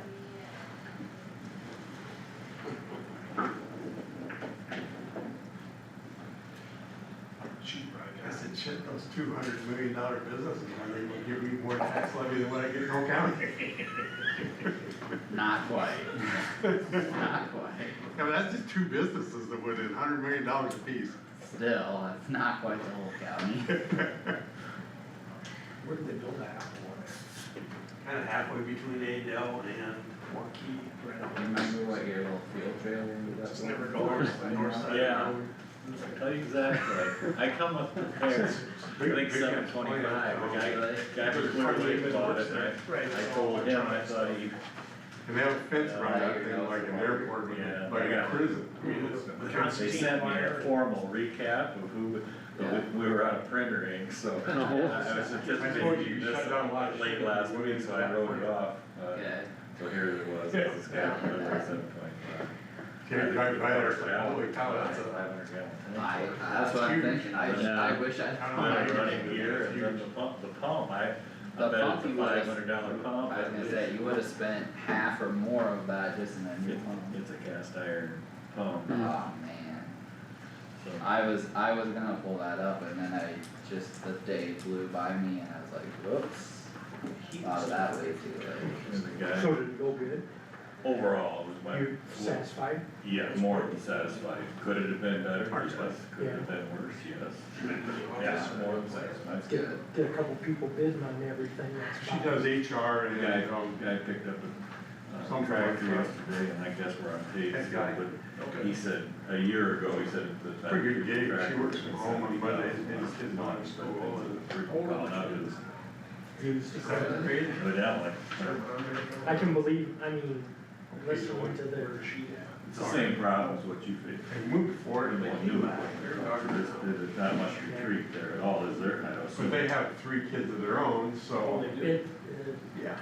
but I never required, so we haven't been in junior high games. it kind of depends on what She stage did his last one last night. of Why? life we're in. I think it For was one of his basketball games. agriculture. I just can't Christmas stuff. You're not seeing any Well, black this tracks is or from, brick so they're road looking or for dump trucks or anything. No. the appointments. And I think, No, I didn't go to the you know, that garden year because will do the some. dry district, and I didn't go to By and the large, things that people, Yeah, The true. other one over that way.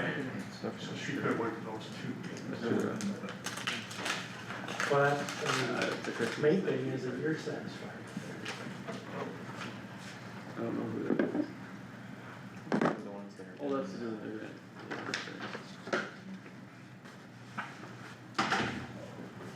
it's nice they all signed. Okay. So I'm gonna toss these so I don't get messed up. Okay. Everything else.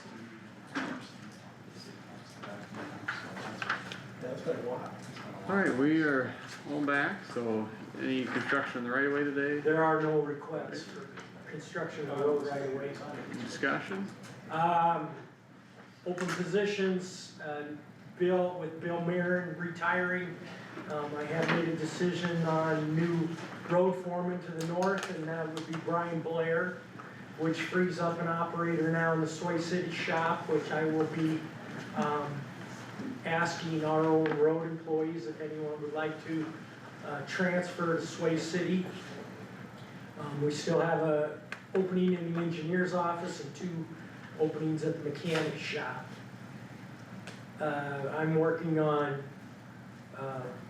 budget work, and our office is working on plans for next year, next year's construction. And, that's kind of everything that's going on that way. Just a reminder, today's the 23rd.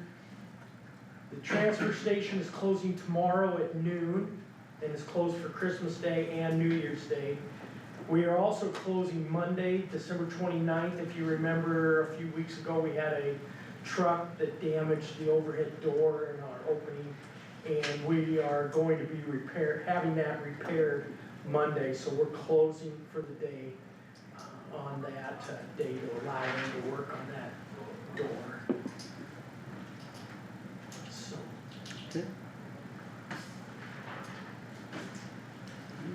Anything else for Doug? Do you have any update on the junkyard? I did talk to the operator, he said he did not hit anything, I was up there, everything is piled up yet. I have not talked to Darryl about it yet, so see what his plans are. So we do, Derek and I and one of the utility people have been in conversation. We do have an overhead light that's been installed above the entryway to that portion, and we do have all the camera equipment that is. Yeah, the camera equipment is here, and probably the second week in January. We've been visiting with them, the utility company is going to put it up, and then we will have a monitoring system up there, and, I might, knock on wood, but we will get that cleaned up somehow and get it cleaned up and then monitor it and make sure that it stays clean, see who's dumping stuff there. So, Okay. Well, thank you and Merry Christmas. Merry Christmas to you as well. And the next board meeting is January Second. 2nd. January 2. Yes. Very good, Yep. okay, thanks. See you then. Yes, Happy New Year as well. Happy New Year. Okay, discussion with county auditor. Okay, so next week, we don't have a meeting on the 30th because we're meeting Friday the 2nd. And that's our big meeting of the year. We have our usual approval of the agenda minutes and then acknowledging the wages for the calendar year, and then approving cash on hand, concluding business, and then the new business of appointing a new chair and vice chair, holiday schedule, official newspapers, resolutions for construction evaluations, depositories for the treasurer, recorder, and sheriff, auditor issuing warrants, eminent domain commission. If you guys have had a chance to look at that, if you've made any changes, please get that to me and I will make those changes before January 2nd. I'm still waiting to hear from the IRS about the mileage reimbursement rate. As of this morning, they still have not set one for 2026, so still waiting for that. Approving food and lodge direct bill for Kossuth County employees, lodging out-of-county inmates. The sheriff is keeping it at $50 except for work release. There's an extra $10 fee for ankle monitors, so for work release will be $60, otherwise $50 will stay the same. Prior authorization for claim spending limits, approving medical examiners, deputy county medical examiners and medical investigators, approving the appointment of Terry Miller for District 5 Conservation Board member, compensation board recommendation, the priority list for natural conservation, appointments for department heads and employees, NICOG board appointment of officials, appointment of supervisors to wellness and safety, as well as all the other supervisor appointments, and appointment of drainage attorneys, and then that is it for for the next meeting. Do you have on, there for the conservation for my district, the reappointment? Yes, Terry Okay, Miller is yeah, that and- one, yeah. Yeah, and she still would like to do it. so Yeah, okay, You yeah. can, if you won't have that. Yeah, I do have that, I did talk to Kendall about that, Yeah. and so he did give me her name and told me, so she is on there for that. Okay, good, cause I talked to both her and Kendall about that. so. Okay, yep, I do have her listed as that. Of course, the courthouse is closed tomorrow and Thursday for the Christmas holiday. We are open Friday. Next week we're only closed on New Year's Day, and then we'll be back the 2nd for the first board meeting of the year. And I think that is all I have. I'll get all the information out to department heads today about the longevity changes so they can get their budget worksheets back to me. The deadline is the 29th, so that I can get them entered in solutions and printed out and in your binders before January 6th, which is when you're meeting with department heads on budget workshops. So that's gonna be a full day. So please prepare to be here till 4 o'clock that day. I think we also do have a drainage hearing that morning, so that's boxed out on their sign-up sheets. But, prepare for a full day on that. Okay. I think that's all I have. I was just thinking for, I didn't, No, 9 o'clock they are looking for, appointments as well. Yeah, I got Yeah. that. You- I you got can that say- sheet and I did say that, and it's the same, I have the same as what we've had before on the Yep. sheet, so. That's what I will put in your packets. I was just gonna say for Leroy Weber on the eminent domain list, he's still living and everything, but they go south for half the year, or they're already gone, so I don't know if that affects anything, if the commission would need to meet, or is it just somebody needs to be on there? As long as there's an alternative that could replace it, I mean, as long as it all depends on when they call the eminent domain. Most of the time, if they call Right. the eminent domain, it's not gonna be in the winter because they're not gonna be doing any Sure, okay, construction. I was but- just, I but just who didn't know how knows? that works, so. Yeah, He's not gonna come back from Texas for that. yeah, I already have this, I don't know whose Okay. that is, but I already have Okay. that. Nope, very good. Howard, I didn't have anything. Amber, Didn't have anything, I just went to the planning and zoning meeting last night, just because I wanted to see kind of the dynamic and meet the members and things like Yep. that, so that's all I have. Kyle, Just in case anybody hadn't seen the Supreme Court decision with the railroads and drainage and stuff, Yep. check your emails, that's kind of an important one. it's a good thing. Yeah, then as far as our FEMA conversation from last week, I didn't realize until yesterday that was not on our agenda for today, so is there any availability as far as Friday for anyone, if we had a special meeting just for that, or? I will not be here, Melissa's the only one in the office Friday, so they will Okay. not, there's not a secretary available Friday. She's the only staff member you'll have in there. Yes. Can we do it on the sixth? Or the second? Or the second. Or the second, I guess, yeah, the second Yeah. would be all right. Reason we can't do it the second? Unless he's gone, you know, on the I office or don't whatever. know, I didn't ask about that far out, but You have his number, if I recall.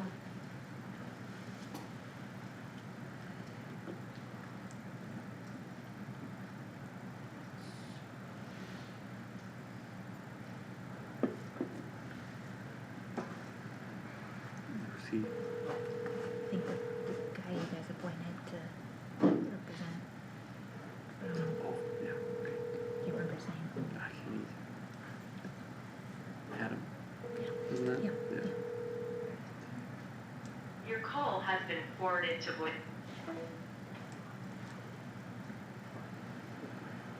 well, I guess, Let's just plan on the second, we can try to communicate with them if that changes and we'll have to. And what do you want that agenda item to say? probably the same as the last one. I'd put it on just in case, you know. Wasn't the last one to approve the agreement? You already did that, so. We did part of it. We did the first phase for the analysis. He You was- did he was approving the going- engagement letter, so what do you want this one?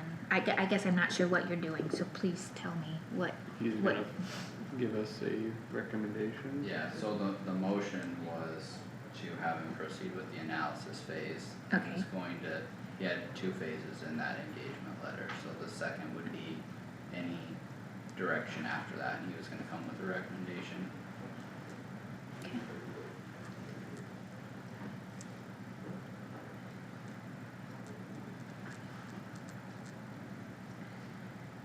It's the attorney.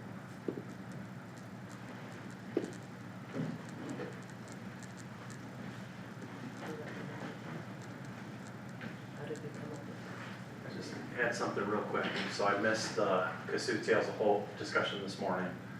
Apparently it got a little mixed around, but, those guys, I hope we can support them. They do a great job of caring for these animals after the fact. We get a lot of abandoned dogs that get dumped off out of the county, And we also get dogs that are seized from neglect or abuse. There's a few of us, Kyle and his wife included, that help support these animals. And we're putting a bunch of effort, financial money towards trying to find these dogs home, care for the food and the vet bills. You know, it's easily $600 or $700 a dog to do that. And so there's a lot of people doing that service now. Tammy does a great job of trying to facilitate that. It is a lot of work trying to make sure that the dogs are going to good homes and having follow-up conversations, scheduling all the vet appointments. It's a lot of work and a lot of effort for a lot of people. And so I hope we can do something with that. So that's all I had on that. I know it's late, but I just wanted to let you guys know that she's doing a great job with that. So that's it. Okay, thanks. Okay. Yeah, and I don't think I had any other meetings. No meetings. I don't know that I had any other meetings either this past week. We were just gonna wait on Todd.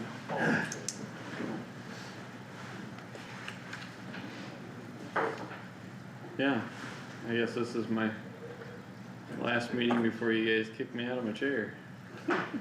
Yeah, that's. I don't know, I mean, you can, I guess you don't have to, but it'd be okay if you did. I'm gonna have a new neighbor. You might have a new neighbor, Tammy. Yeah.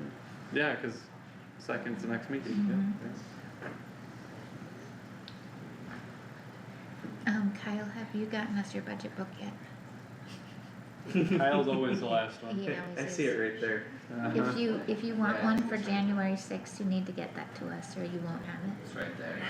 You need to clean it up. I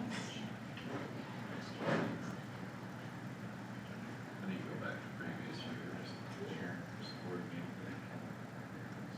Were you looking for like packets and stuff, or? Where's your minutes? Oh, you just wanna look for minutes of a board meeting? Yeah. Do you know the date of it? Well, I was just gonna see how long last year's January 2nd, so I could write it. Oh, that's nothing we Oh, can then. yeah, you can go there, but then, I did do a previous year. If there's a section just for minutes, otherwise you can go into board meetings and then be in the following. So I would go back here. Here. Yep. And then instead of board meetings, they're board minutes. And then you can select the year and the date and all that, just like you normally would. Yep. 11:08, we adjourned. Last year? Yep, Well, that was pretty good. so that's what I was gonna say. I got a dental appointment after. Well, we'll shoot for 11:08. Yeah, I didn't schedule any budget workshops that day. Figured it'd be enough that morning. That usually is.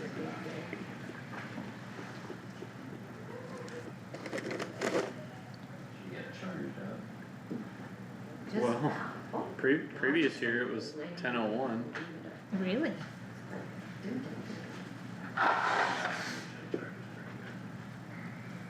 Yeah. And then, see, I'd only been in 23. Wow. That would've been my first one. Been our first meeting, yeah. Actually, I wasn't at that one, cause remember I was sick? I zoomed into it. Oh yeah, your first one. Yeah, I know. That's right. 11:27. So we haven't gone to noon at all the last 3 years. 10:01, You just 11:08, jinxed 11:27. Yeah. Thanks, Carter, you just jinxed us. Way to go.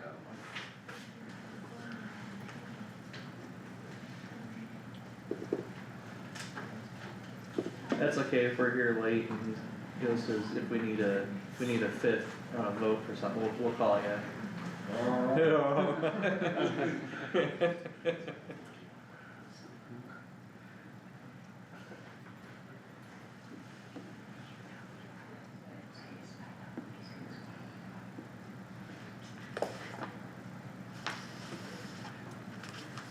There was a friend who was telling me they had their Christmas this last weekend and they ordered their granddaughter an electronic tic-tac-toe game.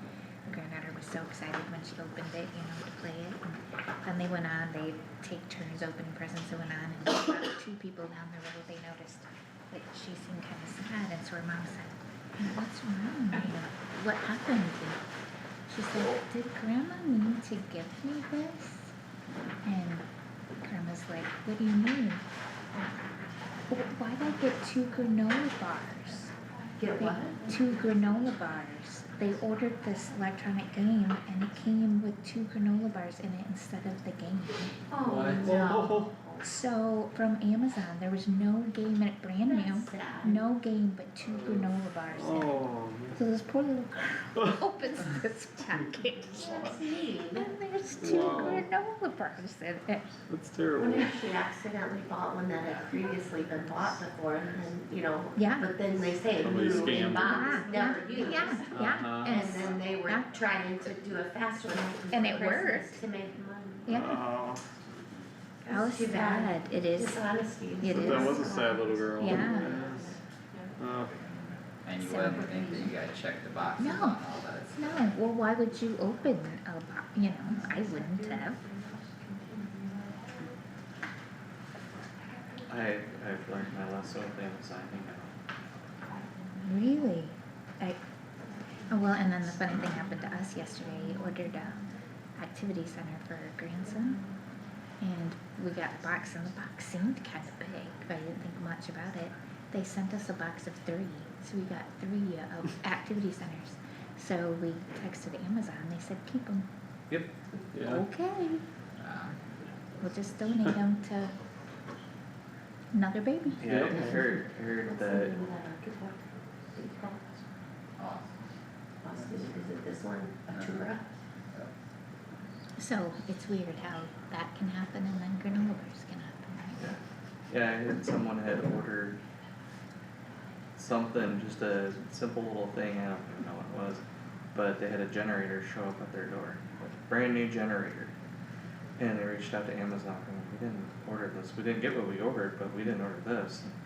And they said, we'll just keep it. Yeah, isn't that crazy? Yeah, brand new generator, Yeah. like, Well, that's like these activity centers, you know, it's one that the baby can move, it's like Someone's probably $120 missing it. activity center, and now we have 3 of them. And it's not like it's a $20 item, you know, Mhm.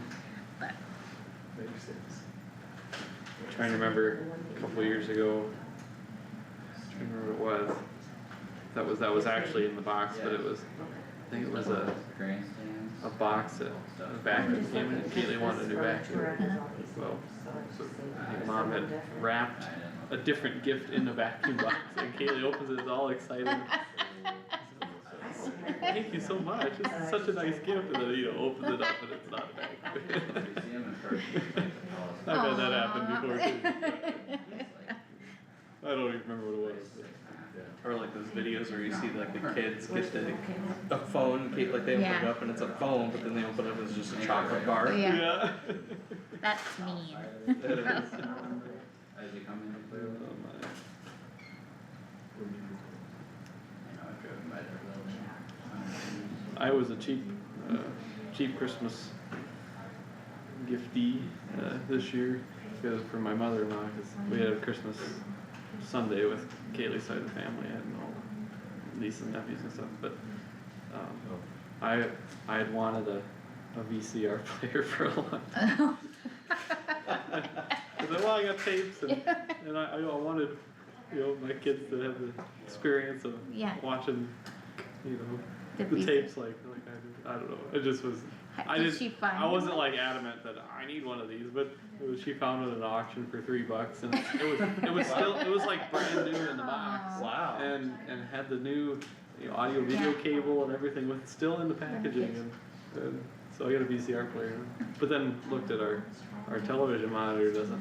I can't plug it in. It doesn't have the No. other They make three adapters. So I can't use it. Oh yeah, I'll have to get an adapter or something. Yeah, they make adapters. Can't even use it. Wouldn't use it on. Yeah, I saw I guess, yeah, now Some- it's all probably HDMI. somebody on Facebook was looking for that dual TV VCR combo. Oh, They were wow. looking for one Yep, of those, yep. so.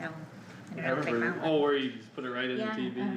Yeah. I remember having Oh, one of in the those in the TV or camper. the DVD No, VCR combo? VCR, Put the tape right in. VCR, yeah, you put the tape right in. Yeah. It's just one big box and you put Yeah. the VCR in the bottom and then it's just Yeah. your TV screen.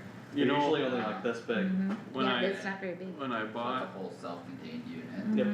when I bought our house, you know, it used to be the parsonage of our church there, and it was all set up for like Sunday school and various rooms in there, and there was a couple of old big box TVs that I should've kept one. You should've kept Yeah. I had one of those where you could stick the tape in. Tape in. I thought, what am I ever gonna do with this? And now you want one. I don't want one of those, but I don't need a big honking TV in the house. I grew up, we had one of the TVs that still had tubes in it, and we had to have the tubes replaced on them. That was at that time, that was an older model TV. You're still young. It used to be the remote control for our TVs. We didn't have remote controls, so the kids were the remote controls. My grandparents had one of those in their living room for a long time, where you could get up and push Yeah. the button to change. Yeah, you don't use the phrase, don't touch that dial anymore. No. Kids these days, what's a dial? Yeah. There's a lot that won't know what that is in the next I 10, had 20 years. I had to explain to my son what a cassette was, a tape cassette, like they Yeah. could play music on it. Yeah, there's no I reason. think that it You're gonna have to baffled explain a him. CD or. Yeah, it baffled him that you had to rewind it in order to replay the songs, and you couldn't just pick and choose what song, you had to like find the right spot on the tape to start the song over again. Yeah, and then when it would get caught, you'd have to untangle it, put a pencil in the wheel. Put a pencil in it, yeah. Yeah. Those were the days. Stick the pencil in it and just start swinging it around. Yep.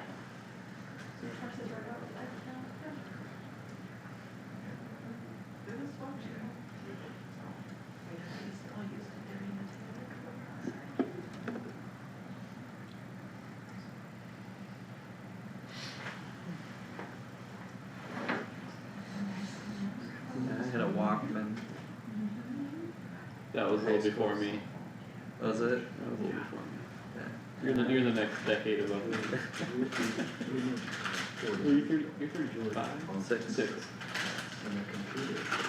Oh, yeah, you're exactly, I'm 26. We had boom boxes.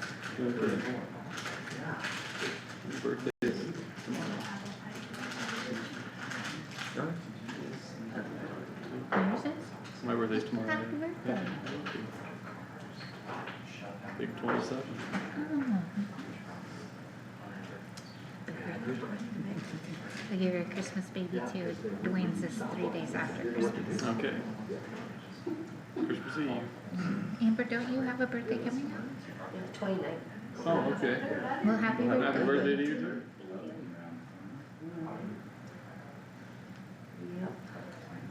And Kyle, you just had yours. Yes, and it was on board day and I missed it. Happy birthday late. Felt horrible when I saw it was your birthday and I'm like, we sat all morning with him and didn't even wish him a happy birthday. You're probably Flying under the radar. Yeah. Todd just sent us an email. Oh, I did he? saw that. Okay.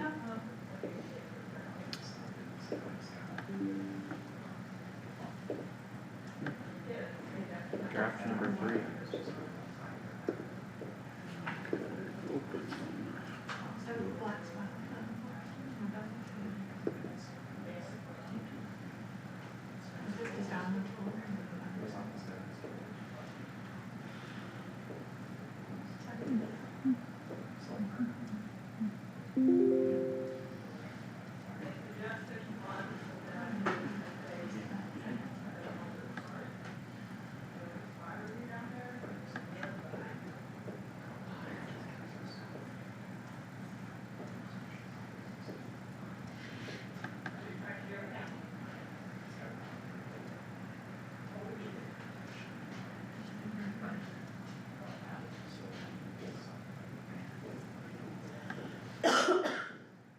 Maybe that's gonna come back. Yep.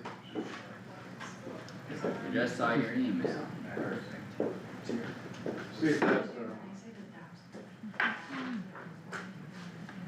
you guys probably didn't get the email, so I'm gonna cross the tape.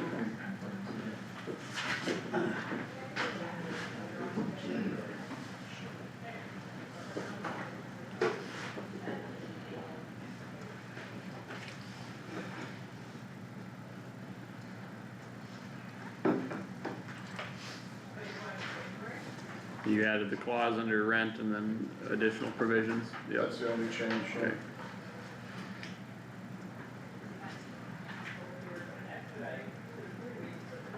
Sounds good to me.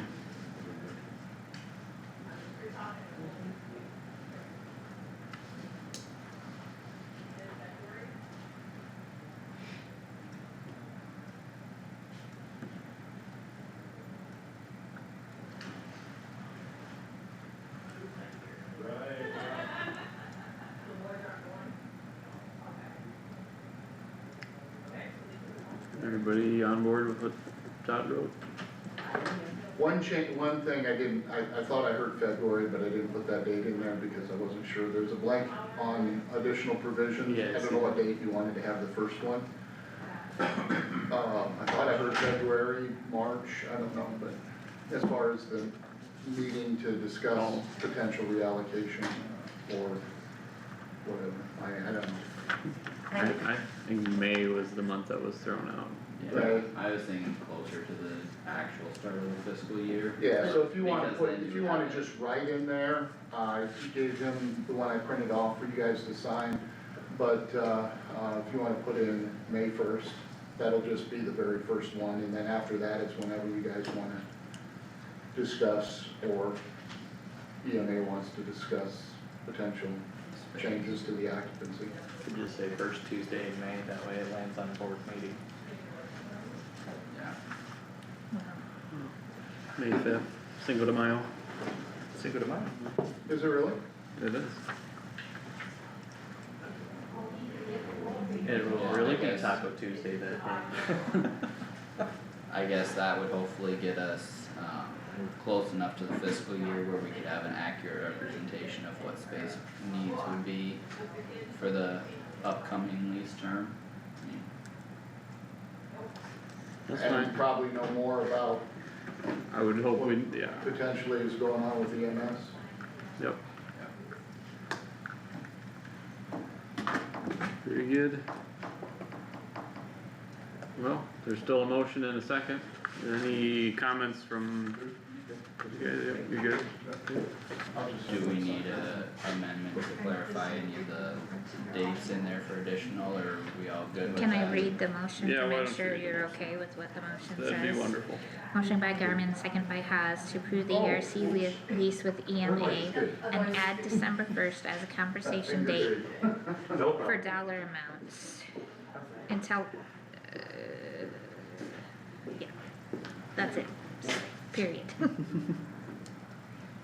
So then we probably should have the, Rick and Chris had just pointed out I had a misspelling of automatic. So if you want, I could just make a change here real quick. typo change.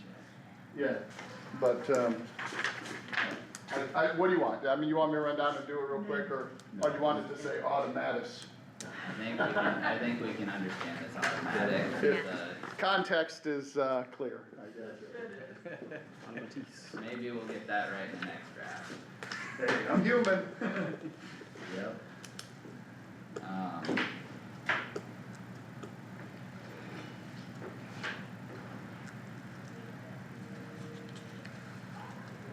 You wanting to amend it with the Yeah. changes that were made? Either that or, you know, until we seconded it, we didn't vote on it, I can withdraw that motion and accept it as written. Could do that The too. motion as written, I think it'll be clearer than, Just do that. you know, so Yeah. do I have to make a motion to withdraw my motion, or how does that? You could just Yeah, You could just withdraw it. withdraw it. We'll I can agree to just- withdraw it. Do you agree to withdraw? We agree to withdraw Alright, the motion. motion withdrawn. You wanna make a new one? Yeah, I make a motion to accept the lease as written. Okay. Second by Haas. Any further discussion? Yeah, still need to set the date for that then, since it's in here with a blank for the, I think you're discussion. saying Cinco de Mayo, just. May write it. 5th, May 5th, May 2026 is 5th. what we already Yeah. put in. Okay, so, okay. First week in May, Okay. Yeah. whatever Tuesday that lands, or Yep. Okay. If not, yeah, all in favor of approving the lease as written, please say aye. Any opposed? Motion carried. We have a lease.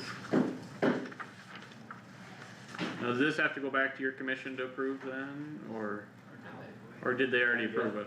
Well, not with these. Well, they wouldn't have had to, yeah. Yeah, so we, yeah, I we actually would- apologize, we didn't have that, I didn't print that off on it, so just attach that. So, thanks for coming in. Do we need him in here for the next two items? I don't think we'll have any action on that. We're weird. You need me? With the changes Oh. we got incorporated, we shouldn't need to do any termination, right? Because the discussion is covered by the changes, Yeah, I would think so. okay? Do we then need motions to approve EMS and E911 to pay their parts, just for formality? For formality, I'd have a Phil's would be- resolution in place, Phil's would be especially over. EMS is not a big deal because it's part of the county.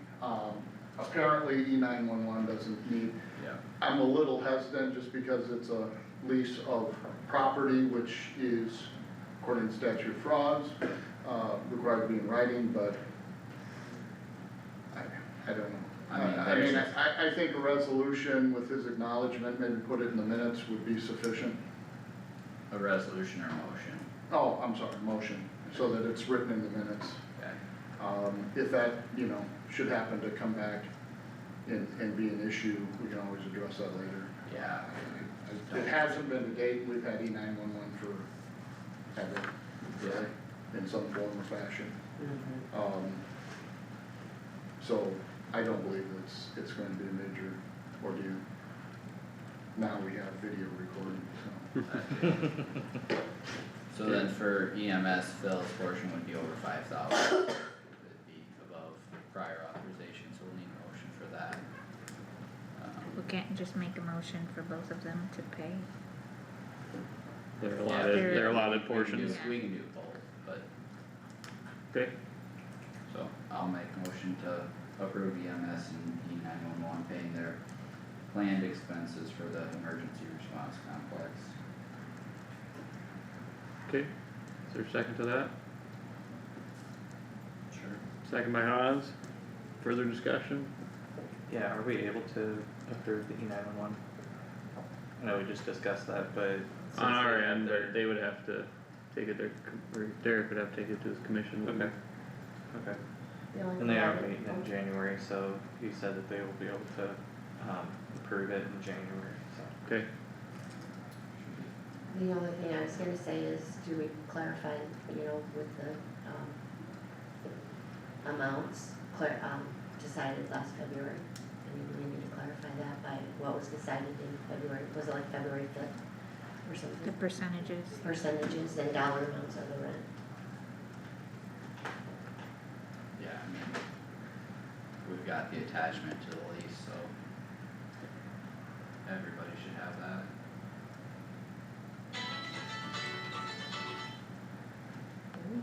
It's up to you. Good. Okay. good. All in favor of approving the motion, please say aye. Aye. Any opposed? Motion carried. I think we're good. Thanks, Todd. Thank you. Yep, Again, Merry appreciate it. Christmas. Merry Christmas And to you. Happy New Year. Right. Same to you. Merry Christmas, Phil. You too. Thanks. Thanks, Merry Todd. Christmas. Happy New Year, you too. And Carissa, Yeah. Carissa, once you See you sign that lease, will you get a copy to me where I can have, January to the last week of January is our budget. Those are- where I can have Carter sign each one and then you can take this one and sign it and get it back to me? And to confirm, yeah, I'll be available to January 13th. Okay, Okay. Thank I you. may have to have a little background on it. okay, thank you.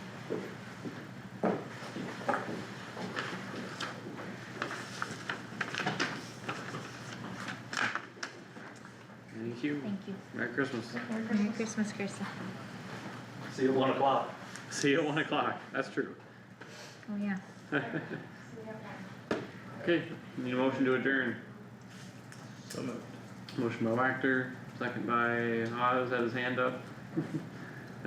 Discussion, hearing none, all in favor, please say aye. Aye. Any opposed? We are adjourned at 10:44.